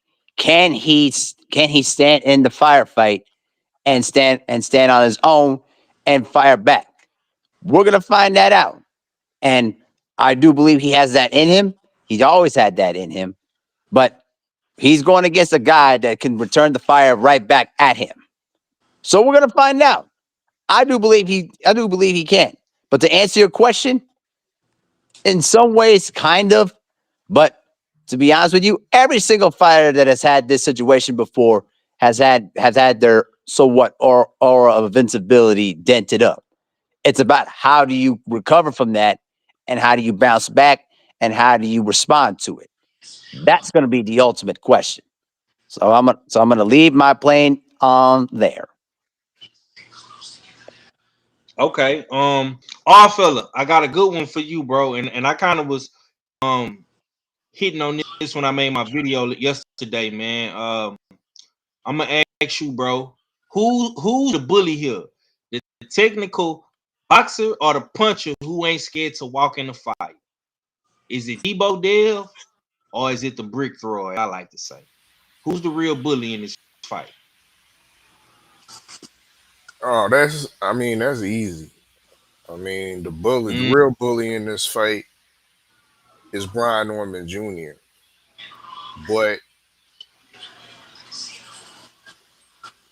on the opposite side, Debo, over Debo Dev, man. how Dev a bully? I mean, it's a cute name. Damn. Called him Debo Dale. That's Debo. That's Debo. I mean, yeah, that's a cute name, and that's possibly the type of tactics he needs to impose on Brian Norman Jr. Because I never really seen Brian Norman Jr. fight off of his back foot or fighting backwards. I mean, can he fight off the back foot? Do y'all think Dev can make him fight off the back foot? Hey, but niggas is calling him Debo. Debo walked niggas down before he got knocked out. I ain't gonna lie.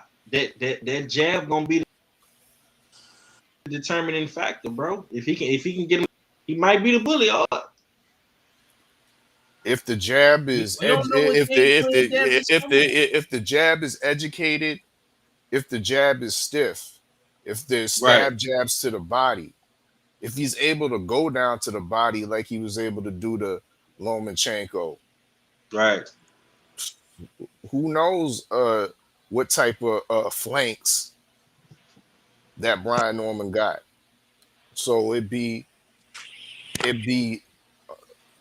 beneficial for Haney to invest in the body, but and actually turn into the character and the name that he's been given in Debo. You might have to walk Brian Norman down,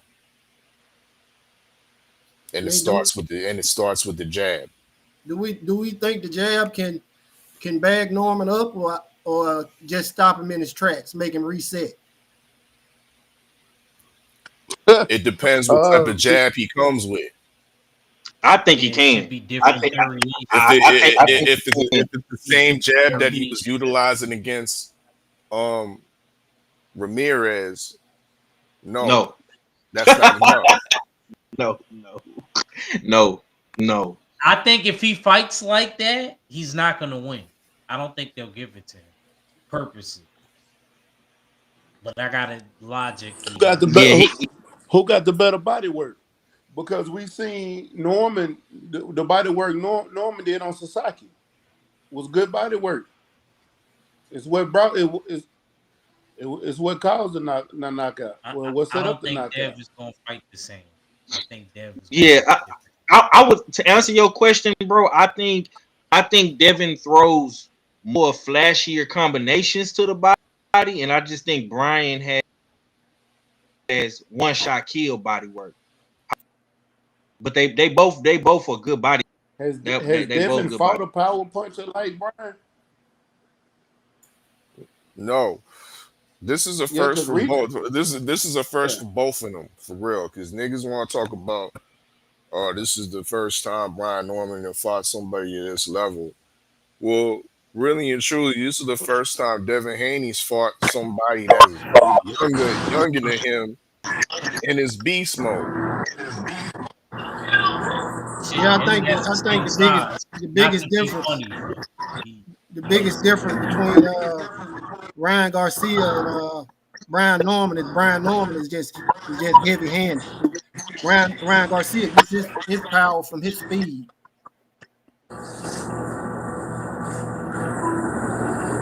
Mm. Yeah.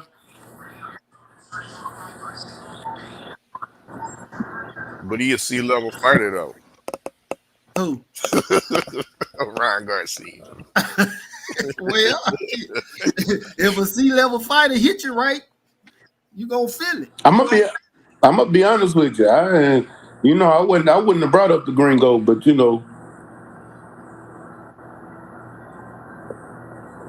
and the Gringo is a C-level fighter. He ain't good. He not. Yeah, man. We so if he beat Ringo right now. if he beat Barrios, then what? And he steal his Look. belt.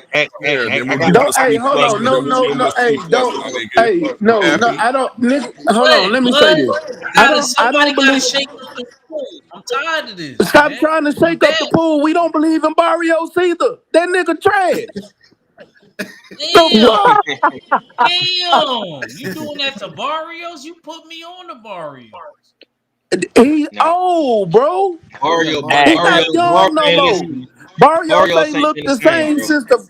Barrios He is ain't been the trash, bro. same Come since on, man. the last good fight Barrios had was against Ugas. He didn't look good against Keith Thurman. He didn't look good he didn't look good against Pacquiao. And who was the motherfucker he fought before Pacquiao that was a draw? I can't even Uncle remember that nigga. He Ramos. was Uncle Ramos got Abel robbed. Ramos. Keith He Thurman was looked terrible before against Ugas. Abel. Remember Keith Thurman was right after the Tank. Bro, he was. And he looked good against Ugas, and then he fought Abel Ramos and looked like shit. He fought an 80-year-old Manny Pacquiao and looked like shit.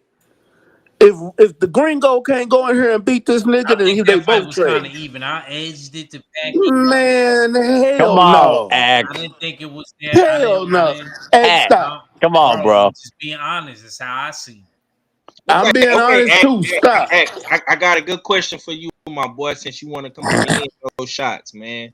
Let me ask you this, and we're gonna go back to Texas with it, man.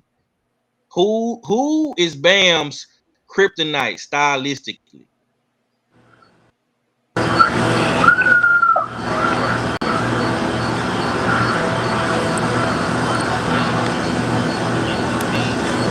Hey, somebody got background noise. Yeah, It's Act. Act, you can't hear my boy? that ain't me, bro. Damn, man. That ain't me. I'm still here. I didn't even move. You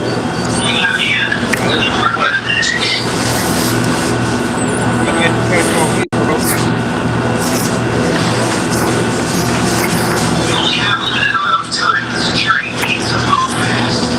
Hey, somebody got to turn off that background noise.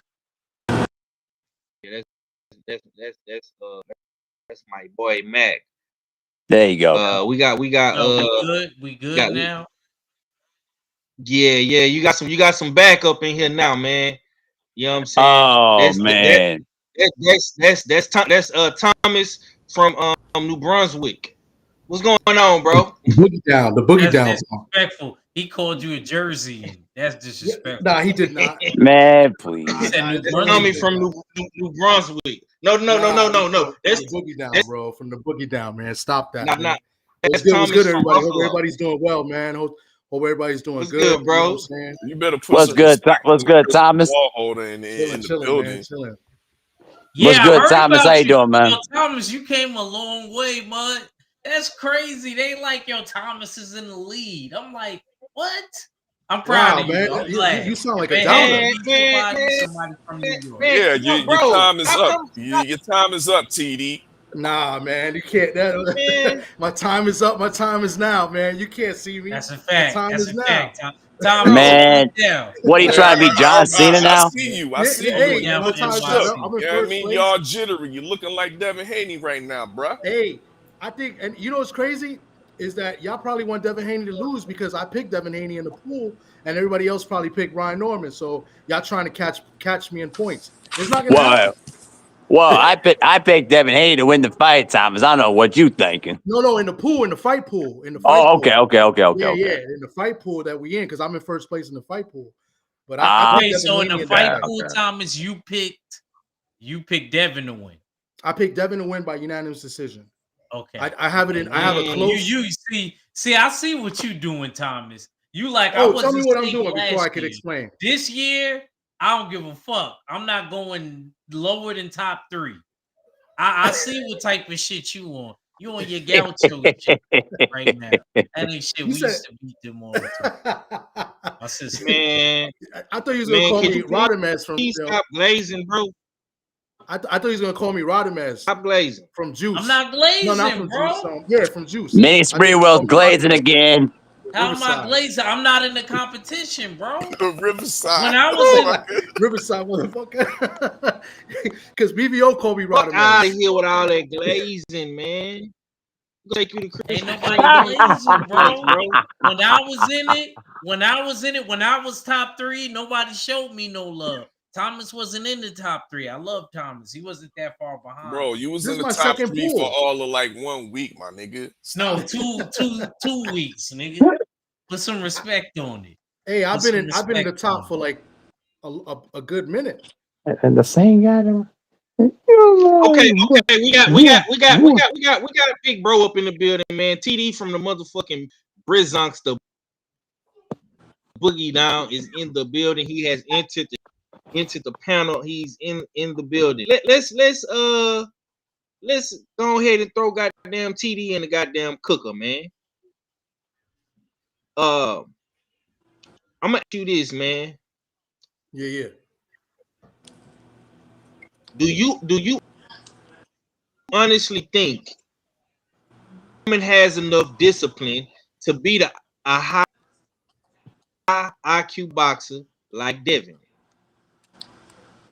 I do, but then I think there's a lot of emotion that's coming into play. Like he's looking real serious and stuff, and there's a lot of emotion going into this. I don't know if you guys touched up on it. I think they're taking this fight a little bit too personal. Obviously, Brian Norman Sr. is. I believe Junior, he looks focused. He looks like he's there to fight. He's not there to play games. But I feel like there's some emotion to play with it too. And sometimes the emotions could get the best of you. I know they're taking it personal because of the things that were said about his grandmother. And then his grandmother passed away. I think he'll have moments in the fight. I think he'll have moments in this fight.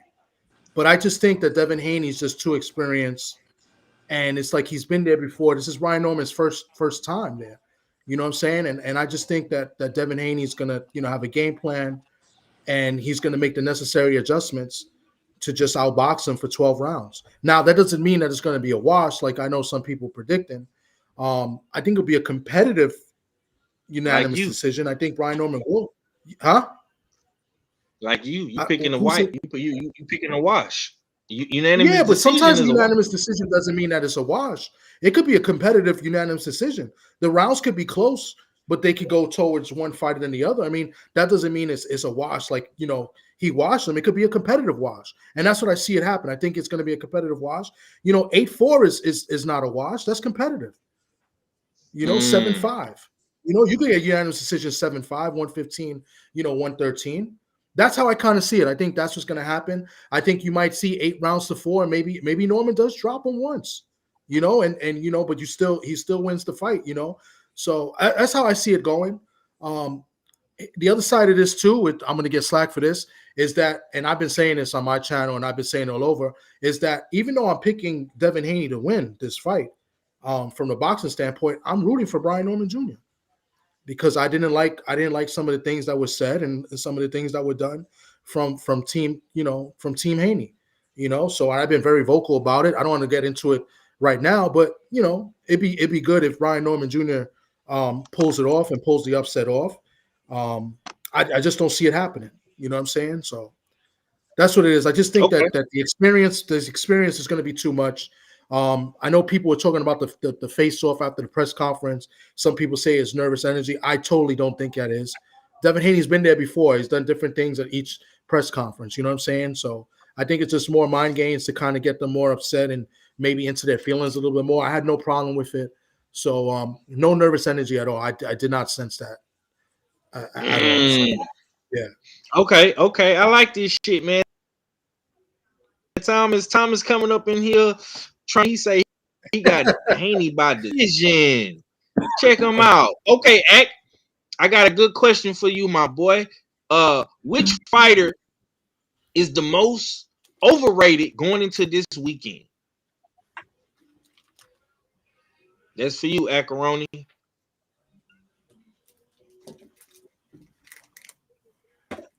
You on mute if you there, bro. Fell down the stairs. Minnie Sprewell, he trying to ask you a question. Turn on your mic. I stepped away. Y'all, was y'all referring to me? I'm sorry. Yeah. We was referring to you.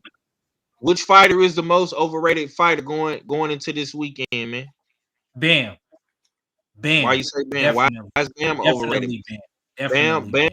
Bam is the only one fighting for unification. You call that being overrated? Yeah. It's the people that I know he's going to beat. I never picked against. Do you know I never picked against Bam? You a hater, hey, bro. 503. I want to ask Ack Reacher when he's done. You know I never picked against Bam. It hasn't even been a threat for me. This is us, like you said. We not being biased today. We give an honest boxing to him. I just feel like all the people they compare him to, like a New Way and things like that, at least they moved up and they challenged themselves. And I don't have a problem with Bam as a person. Like, congratulations. He had a daughter first, now he got a son. Congratulations on this kid and stuff like that. I still don't think it's a threat, even though he arrived there late. That's how highly I think of Bam, how low I think of the competition. I watched the Martinez dude get it in with the Japanese dude twice. He got dropped the second time. It looked like he was hurt. He got up. It wasn't like a flash knockdown either. But he came back and he won. So credit for showing that grit and determination. I stayed up and watched that fight in Japan. So I remember. So I'm just honestly, I think he's easy pickings for Bam. Bam could still be jet lag, and I feel like he'll knock Martinez out. Man, shout out bro, I'm not gonna lie, bro. You gotta put some respect on Puma name, bro. Nah, shout out to Puma. He's a real one. I remember salute to my boy Kondo in the chat. I see you, brother. Salute, man. Go ahead, Mahari, with your question. Okay, there you go. I forgot to unmute myself. Okay, Ack Reacher. I need to have a mini intervention with you. What the heck is your problem with Bam Bam Rodriguez, bro? You was big enough. Listen, earlier you was big enough Monster Inoue, who hadn't even proved nothing. And then all of a sudden, you turn around and then all this venom against Bam Bam Rodriguez. What the heck is this all about? So if Bam becomes undisputed, he'll be in one weight class. Correct me if I'm wrong, Mahari, right? You would be right, yes. How many weight classes have Inoue did it in? Okay, first moved up and challenged himself. First of all, Monster Inoue had not even listen outside of Stephen Fulton. Name me one significant fighter that he hasn't even challenged. So I'm talking about Monster Inoue. Louis Neary was a good champion. Man, please, He was that a dude. good fighter. Louis Neary Straight was a damn good fighter. Man, straight trash. Next, Donito Donaire. You disrespect. Donito Donaire was way past his prime. If this were a younger Donito Donaire, it would have been different. You know what I mean? Donito Donaire. An older Donito Donaire. Come on, bro. Put it in proper context, my brother. Well, what was the Puerto Rican's name? Thomas TD? Miguel Rodriguez. Was that him? That he beat? Remember the one that got caught on fire? You know him. The one he had got like 3rd-degree burns and stuff like that. You're talking about Guillermo Rigondeaux? Is that what you're referring to? No. I'm talking about. I know you're talking about, bro. I know my people. I know. Yeah. Okay. Like I know. Yeah.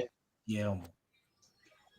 Okay. I like Donito too. I mean, I think it was Miguel Rodriguez. Hold on, before you go, because I can't just sit here and let y'all sit here just letting him free with the shit that he's saying. Y'all act like he's saying some real shit because ain't nobody gonna come back on the shit that he said. This motherfucker literally said if he go undisputed, it'll just be in one division. Name another fighter. Here we go. Shut up and let me finish my question. Name another motherfucking fighter outside of Inoue, Usyk, and Crawford that went undisputed in 2 weight classes in the 40 belt era. Name them. You can't. Stop comparing other fighters to this motherfucker, nigga. He his own fighter. He's not overrated. He's unified right now. And the only motherfucker that's unified right now in two different weight classes. 2. Not 1, but 2. How the fuck is he overrated? This shit you saying is fucking ridiculous. You just trying to say some shit to make shit make sense. That shit sounds stupid as fuck. Now I wanna chime in too because I'm coming right behind. Stay ready, man. I want to say something. There we go. About this. Get him, because OG. I was listening while I was driving, and I was like, I didn't know we would double back on this subject, but I'm gonna say this: Bam Rodriguez is definitely a pound for pound fighter in today's lineup of fighters. And just because he's down there at the booger weights that a lot of people don't want to watch because the men are so tiny, don't mean that there aren't any damn giants down there. And I know that each and every one of you SOBs on here tonight, you don't watch my content because I am the only one who has equated him to Salvador Sanchez. If you stupid people that don't watch boxing, but you think you know something about boxing, for me to say that means that this young man has something that a lot of his contemporaries don't have. You know what I'm saying? And he is a 5-dimensional fighter. Each and every time that I've watched him get challenged, he has found a way to be resourceful and still come out on top. And it's not always about knocking someone out.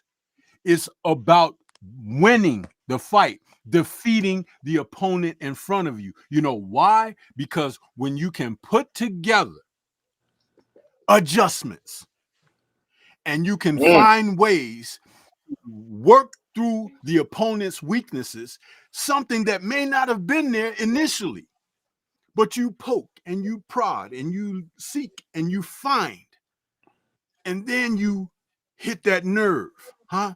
Any of you ever had that little spot that somebody hit you in that spot or something, and you be like, damn, yeah, that's that. We used to call it the sweet spot, huh? Bam does it almost every single time. If you think for one moment that his knockout of Juan Francisco Estrada was just a throwaway knockout, Estrada was a hell of a champion. Hey, question. with experience twice fold over Bam. Question. And Bam took him apart like nothing. Didn't he move up to fight Juan Estrada to take his belts? He sure did. Didn't he? Mm. So don't that mean he moved up to challenge himself? Absolutely. And also Mm. wasn't Juan Estrada on our pound for pound because he was on mine. He sure was up there. So how is he overrated? Explain that to me. Yeah, that was yeah. See, I ain't gonna lie, Act. In the words of a Harlem nigga, Act, you just got lined, bro. We lined you, man. I ain't want you to fall for the okie doke, but you fell right for it, bro.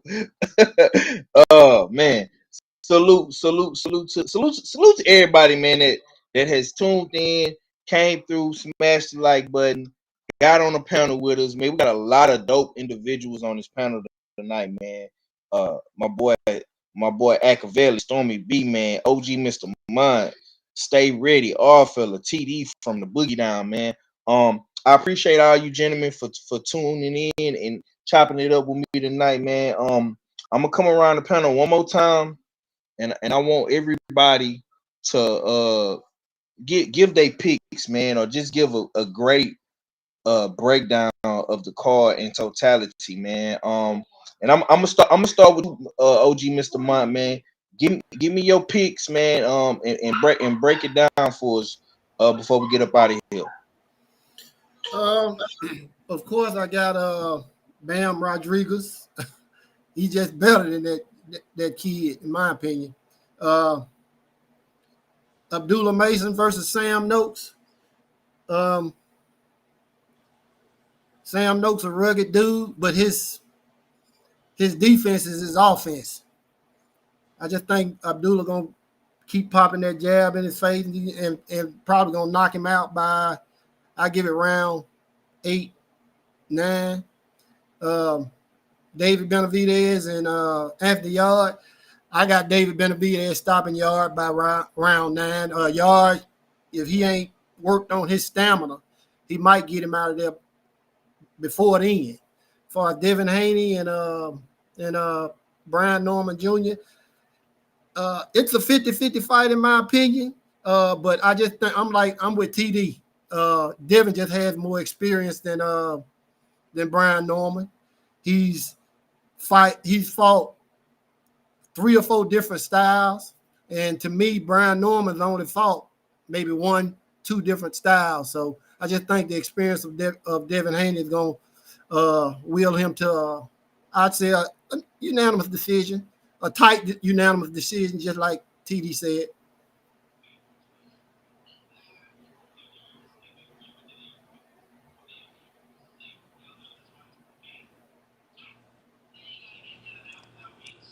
To give your picks away, you know you can just give us some breakdowns. Huh? I barely heard what you said. Now, to give his picks, man, and if he didn't want to give his picks, he could just give us some breakdowns. Who it cut off, so I don't know who you. That's what I was trying to tell you, Fine. Yeah, I said all fella. I was saying all fella to go next. So I'm trying to go in order. So yeah, all fella, TD, then Mac, then Storm. Go ahead. I got Mason winning this fight. I'm not particular with if he's gonna stop Noakes or take him by decision, but I do believe that he'll beat Sam Noakes in a competitive fight. There has to be an upset somewhere on the card, and it possibly might be the Bam Rodriguez Puma fight due to the circumstances of what's going on with or what went down with Bam. Like I said, not acclimatizing to the new time zone in a proper amount of time might be somewhat of a factor. A hungry Puma as well. That's extra motivated, putting this fight on his parents, on his mama and his daddy. You know what I mean? That could be the ingredients of an upset, but I don't know if I'm gonna go all the way with it. Put him put him as my pick in the fight pool. You know what I mean? I might be reaching with that one, but it might be something to put some shillings on. He is a Vegas deems him as a major underdog, so I don't deem him as such. I think he's gonna come to fight and be competitive against Bam, but Bam should get him out of there though. He should get him out of there and show his pound for pound class and get Pumita out probably by the 8th round. Um, to the co-main, so to speak. I got I got David Benavidez stopping Anthony Yard. Um, I think David Benavidez he's looking in the best shape of his career. I think he feels the pressure of being the monster, being the next Mexican American superstar. Um, we see he's added strength or a different type of diet to his regime. He's added different um, strength and conditioning coaches to his camp. So David Benavidez is taking Yard real serious. It's not just a showcase fight like some people feel it is. Yard is definitely a dangerous opponent, but a dangerous opponent that when he's in championship level fights, he always falls short. And sometimes you got to look at the patterns in this boxing game. So with that, I think David Benavidez is the WBC champion, the undefeated champion that's really been underrated as he's acclimated to the light heavyweight division, because everybody wants to talk about, oh, he ain't stopped nobody since he got to light heavyweight. But you know what he's shown me? That he can box. You know what I mean? He was able to outbox Alexander Vostok, the same man that took out Superman Adonis Stevenson at one point, a unified champion at one point. He was able to outclass David Morrell. We're talking about very good and dangerous opposition that David Benavidez has been handling. What has Yard done to get him in preparation for a guy like David Benavidez? Does a guy like Lyndon Arthur prepare you for a David Benavidez fight? The type of activity and pressure, educated pressure that El Monstro is going to be bringing? I don't believe so. Once again, patterns. I got Benavidez stopping Yard, who has a suspect gas tank in the champion or just before the championship rounds. We'll probably lay it down at number 9. Now for the real main event, Devin Haney versus Brian Norman Jr.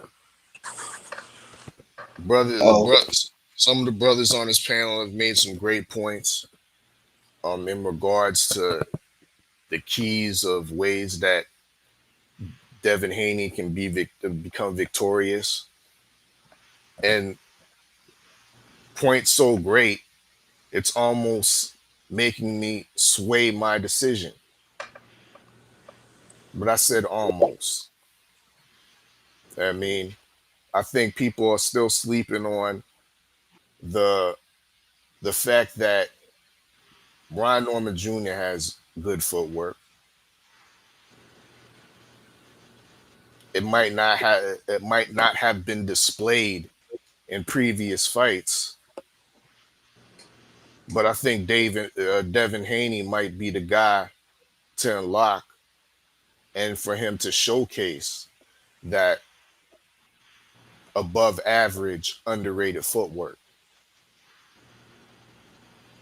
There was something he was doing in the public workouts, and I think he was flossing the footwork and showing you how your foot, showing you the quick angles, the pivots that Brian Norman Jr. is able to execute, all within rhythm and balance. That stuck out to me.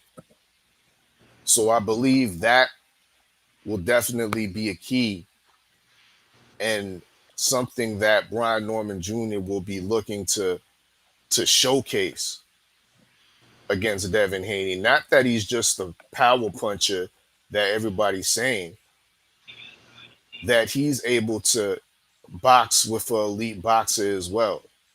He's able to show the elite skills of a elite pound for pound talented boxer as well. Brian Norman Jr. is very much so looking to show and prove. He has the mentality for it, and we are the old cliche is that a lot of this game is mentality. It's your mental state. Are you mentally strong? And Brian Norman Jr. is definitely checks the boxes when it comes to the mentality. I have a close fight. I wouldn't be surprised if Norman Jr. gets stunned at a point,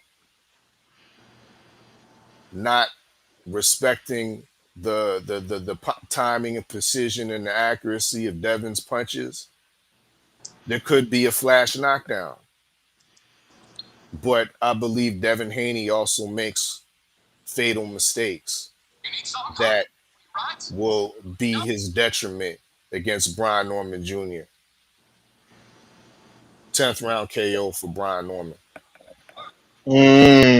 Okay. TD, what you got? What you got, big bro? You got any upsets?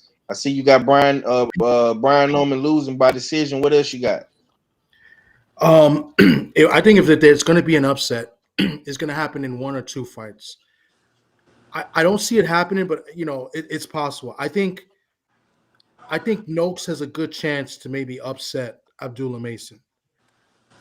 If Abdullah Mason is careless, which he sometimes he can get a little bit careless. The guy has a 74-inch, arm reach. I mean, it's crazy. Like it's he should be jabbing and keeping this guy at bay pretty much the whole night. I think this guy is tailor-made for Abdullah Mason, Sam Noakes. I think he's a really rugged, tough fighter. I think he's going to go in there and try to make it a little bit dirty. And that could be a little bit too much at times for a 21-year-old, but he is a professional. He has a great team around him. So I don't see him making mistakes, but I could see if there was an upset, this might be it, where Noakes, maybe does something dirty and may catch him with something and maybe get an upset knockout. The other fight where it's a potential knockout could be the main event with Yard. Maybe Yard catches him early and maybe finishes Benavidez. We already know about the gas tank of Yard. I don't want to go too much into the breakdowns because I'm going to talk about it tomorrow. But I think those are the two fights where we could see an update. But I'm just excited to see a great card. Even Vito Mialenki's on this card. I like watching him. I think he's a fantastic boxer. I've got to see him fight like 3 times in person. Bro, the glaze is ridiculous, bro. A fantastic boxer. Yeah. He's not a fantastic boxer? He got a shot at his shit. He got a Is shot it at his December? Is it Christmas already? Shit. Jesus Cristo, man. His last performance, he boxed great. I mean, I got to ask you a question, TD. Hold on. I got to ask you a question real quick, man. You know what I'm saying? You know you're a piece of shit, man. Jesus. Why you not helping out your bro D Freak? your co-host D Free, man, because with the picks? he is trash. Yeah, he's getting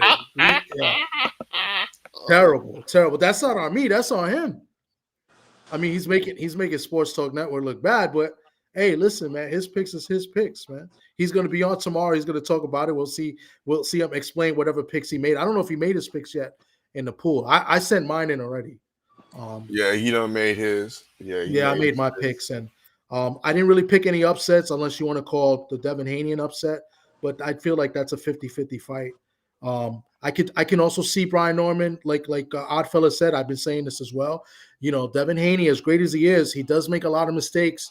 But in the second half of fights, if you've seen the fights where he's got either hurt or wobbled a little bit, it's always been the second half of fights.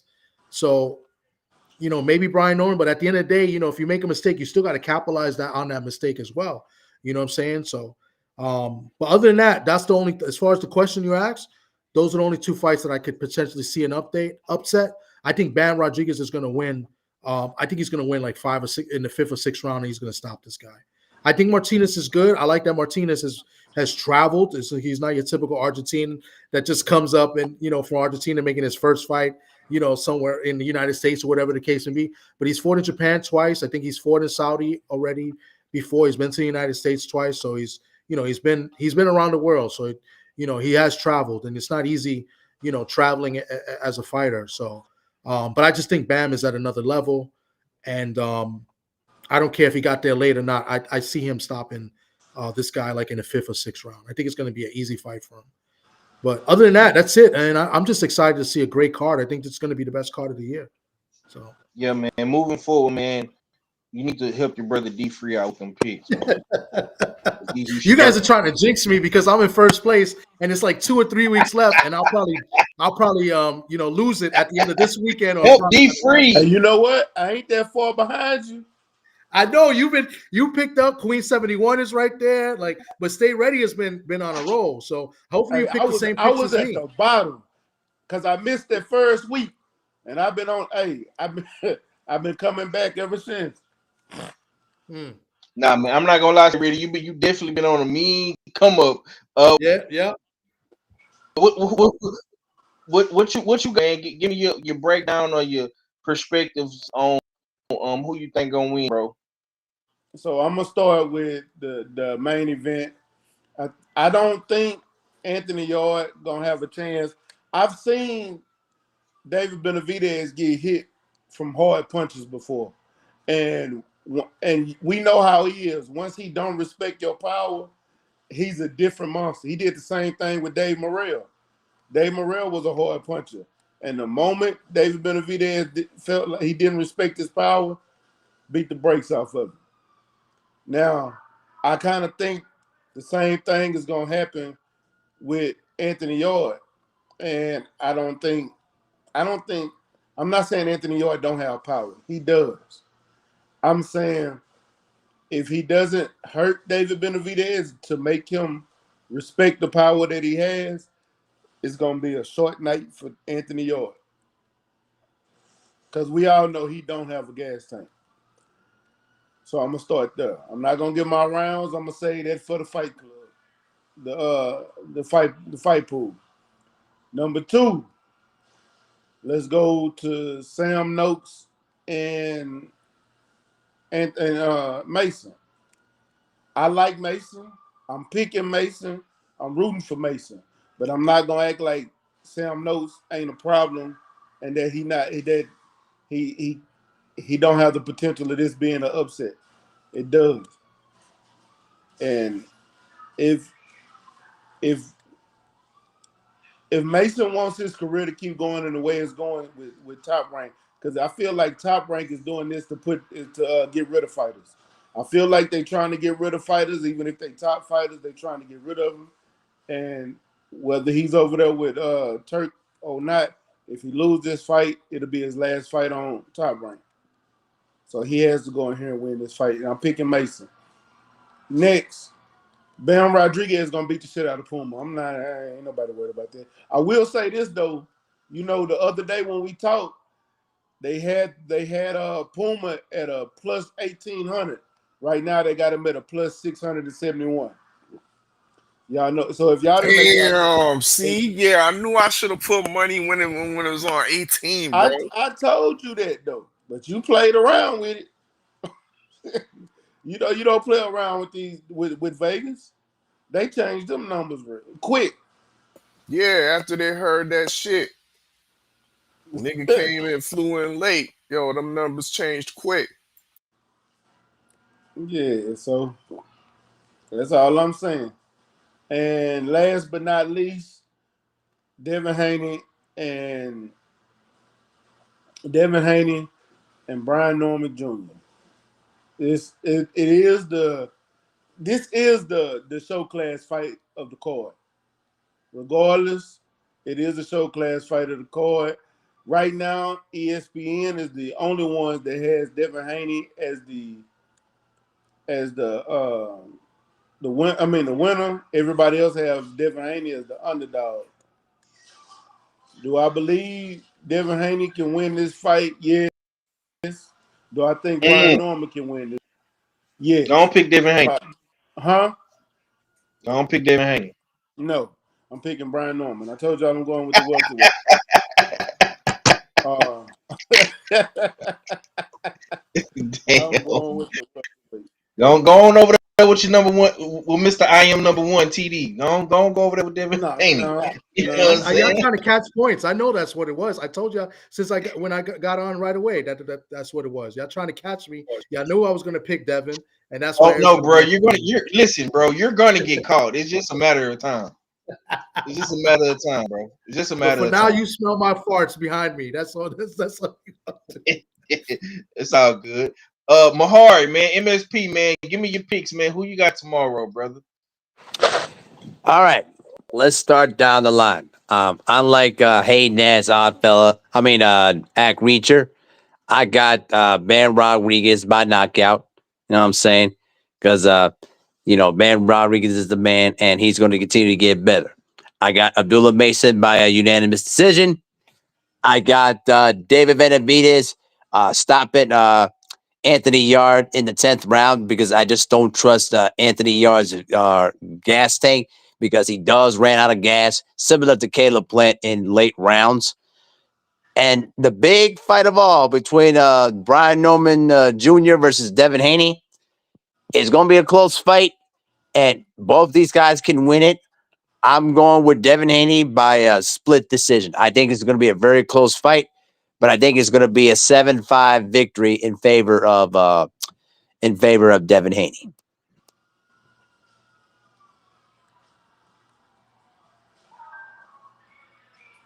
You still on the if you still on the show, bro? Who show picks, man? We need to get this shit on record, man, because you know you be liking to hit us with the switcheroo and shit. You know what I'm saying? Oh shit, Egg probably flew out. Egg! That's you, Egg. Mr. Switcheroo, that's you. Hey, Minnie Sprewell. The number we one waiting for you, man. He gonna pick against Bam in every fight. I never picked against Bam. Y'all hear I'm just messing with you. I literally says he wins every fight. I never had to pick against him because he beats dudes I know he's gonna beat. I'm just messing with you, champ. Bam wins. I got a 5th round stoppage with Bam. Anthony Yard and I don't know what Yard. And then does he spar now? Yeah, he spars now. He actually got a strength and conditioning coach now. All right. He got a strength and conditioning coach after the I think 11. Was it the Lennon? No, it was a Beterbiev fight. He got a strength. He got a strength and conditioning coach. I've been that's 11th round. I think it's because of that. I'll trust a man for that. Abdullah Mason. I think he stops old boy in the 9th round. and Devin and Brian Norman. I'm not picking it.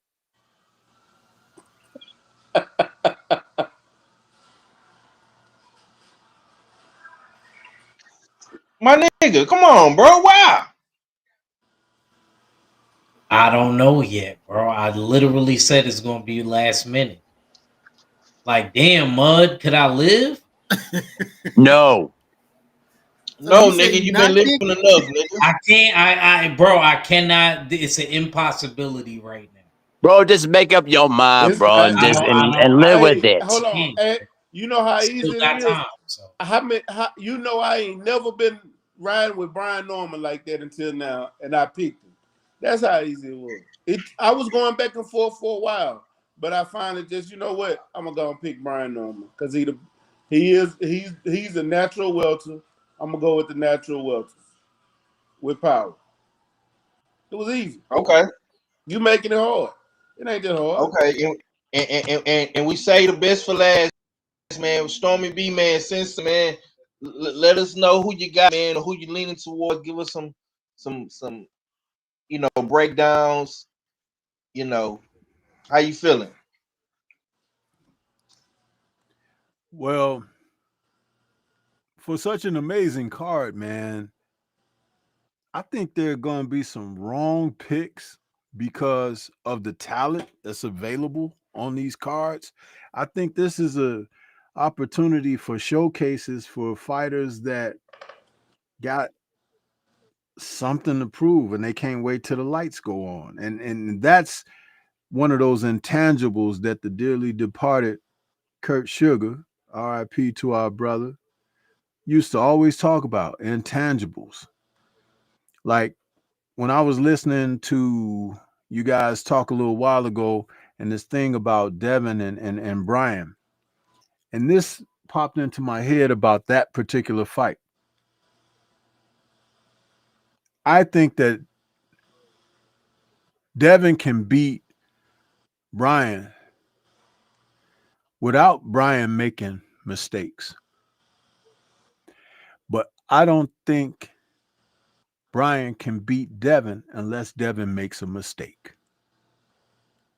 And that's a fine line between success and setback.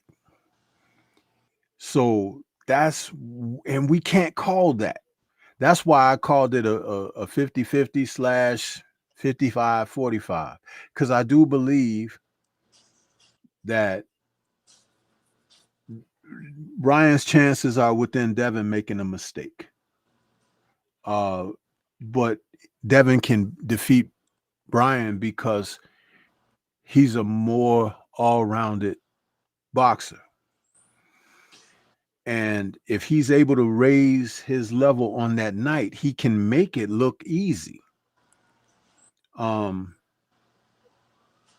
That's how I see that particular fight. So to ask me who would win that fight, I would go with Devin based on that, how I broke that down. But that doesn't necessarily mean that Brian can't win, because like I say, if Devin makes a mistake, boom, then didn't Stormy say that? So that's that kind of thing. And I know that people like to be strong and things and like, oh, you don't hedge or whatever. But I do see it that way. He can beat Brian without Brian making a mistake. He can outbox him, he can outthink him, he can outsmart him, he can outclass him. But in order for Brian to be victorious, do you think he could outslick him? Do you think he can outthink him? Do you think he could? I think he would need him to make a mistake, drop his hands at the wrong time, get caught with something, get shaken up or whatever, and then he can jump on him, swarm him, get him up out of there, bust him up, catch him with a shot he don't see, all of that kind of thing. There's something about Benavidez and Yard that I don't think enough people are paying attention to. Benavidez, when he was at 168, fought some guys that certain people thought that would have some success against him, and he still prevailed, like Lemieux, Durrell, and there was some things that happened. But he he will take shots, and that's not the smartest thing in the world. And he's moved up to a bigger weight where there's a bigger man and a man that can crack. Now, of course, Yard is more athletic and everything. Kind of puts me in mind of a orthodox Boo Boo Andre to a certain degree. But when it was questioned about who has he fought to prepare him for Benavidez, there hasn't been anybody to prepare him for Benavidez, but he has been in with Kovalev and Beterbiev, who, when he faced them at that time, they were still fighters who were enough of a threat, and they both took care of him. Kovalev nearly got stopped by him, but Beterbiev broke him down with a little bit more experience and guile of a veteran fighter. Benavidez doesn't have the patience of a Beterbiev. So Yard can have opportunities in between those spaces. But you know what it's going to take? It's not going to take a power punch. It's going to take, and I hope Tundi did it, because Yard can beat Benavidez.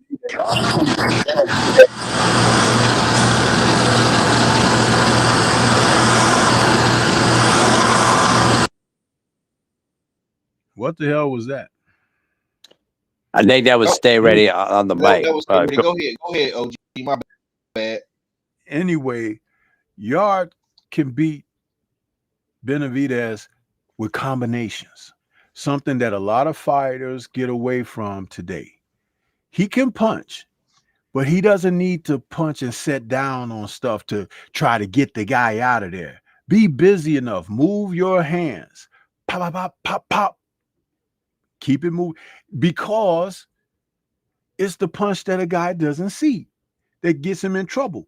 And I liken Benavidez to what we saw about the Juggernaut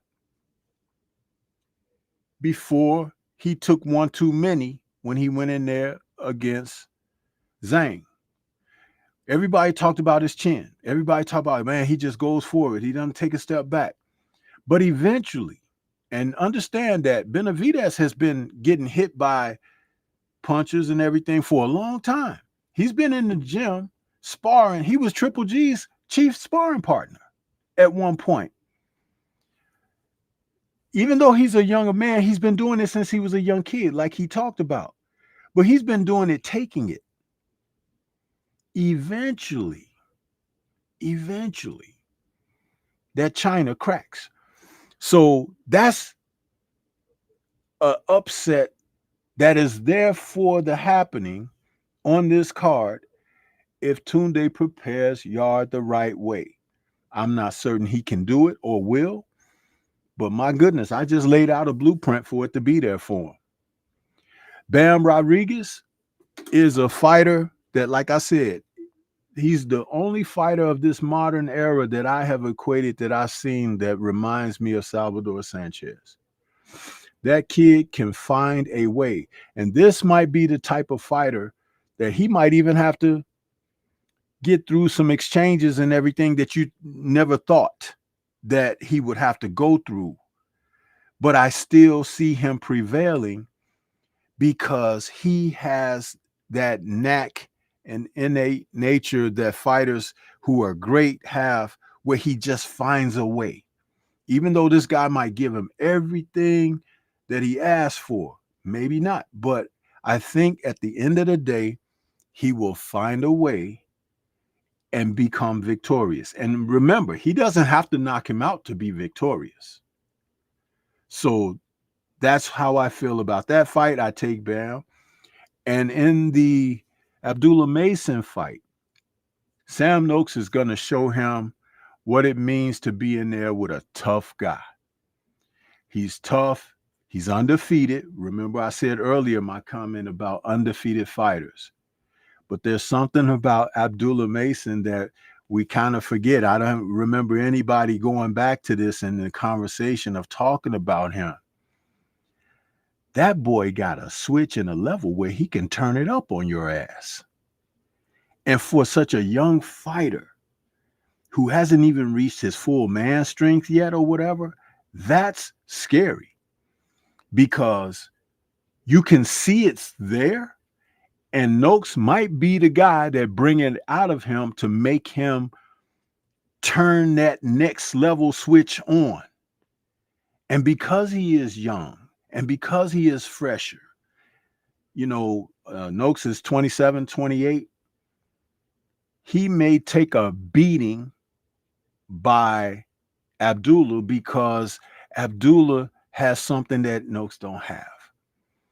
And that's that athleticism, that rhythmic and perpetual motion. Shout out again to our brother Kurt Anderson, aka Kurt Sugar, because that's something that he could always fall back upon. And Noakes doesn't have anything like that. So here you hear me saying, I take Abdullah, I take Bam, I give Devin the edge, and if I leave room for an upset, it would be Yard, because he's been in there again with Benavidez and Kovalev. And I can assure you that even though the man is 40 plus years old now, speaking about Benavidez is not Benavidez. And Anthony Yard is a career light heavyweight.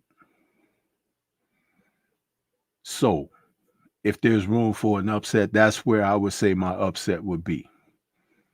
So I appreciate you guys having me on here and asking me my thoughts and everything. And I hope everybody has a chance to enjoy this card and these matches. And I agree with everyone who has said that this is probably the card of the year.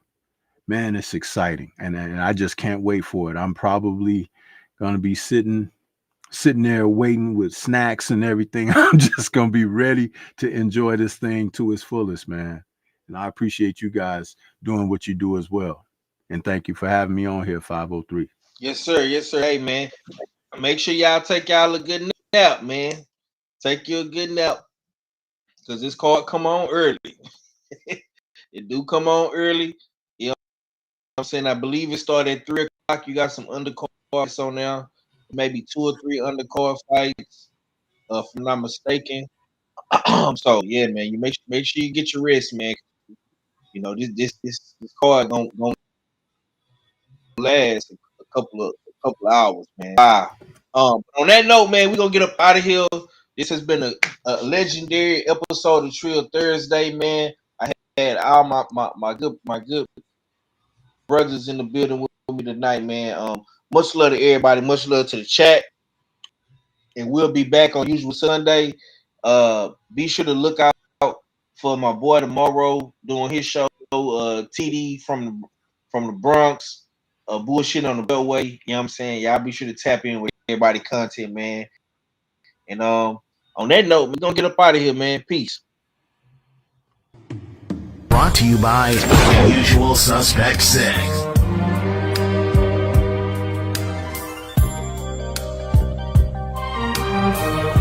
UsualSuspect6.com.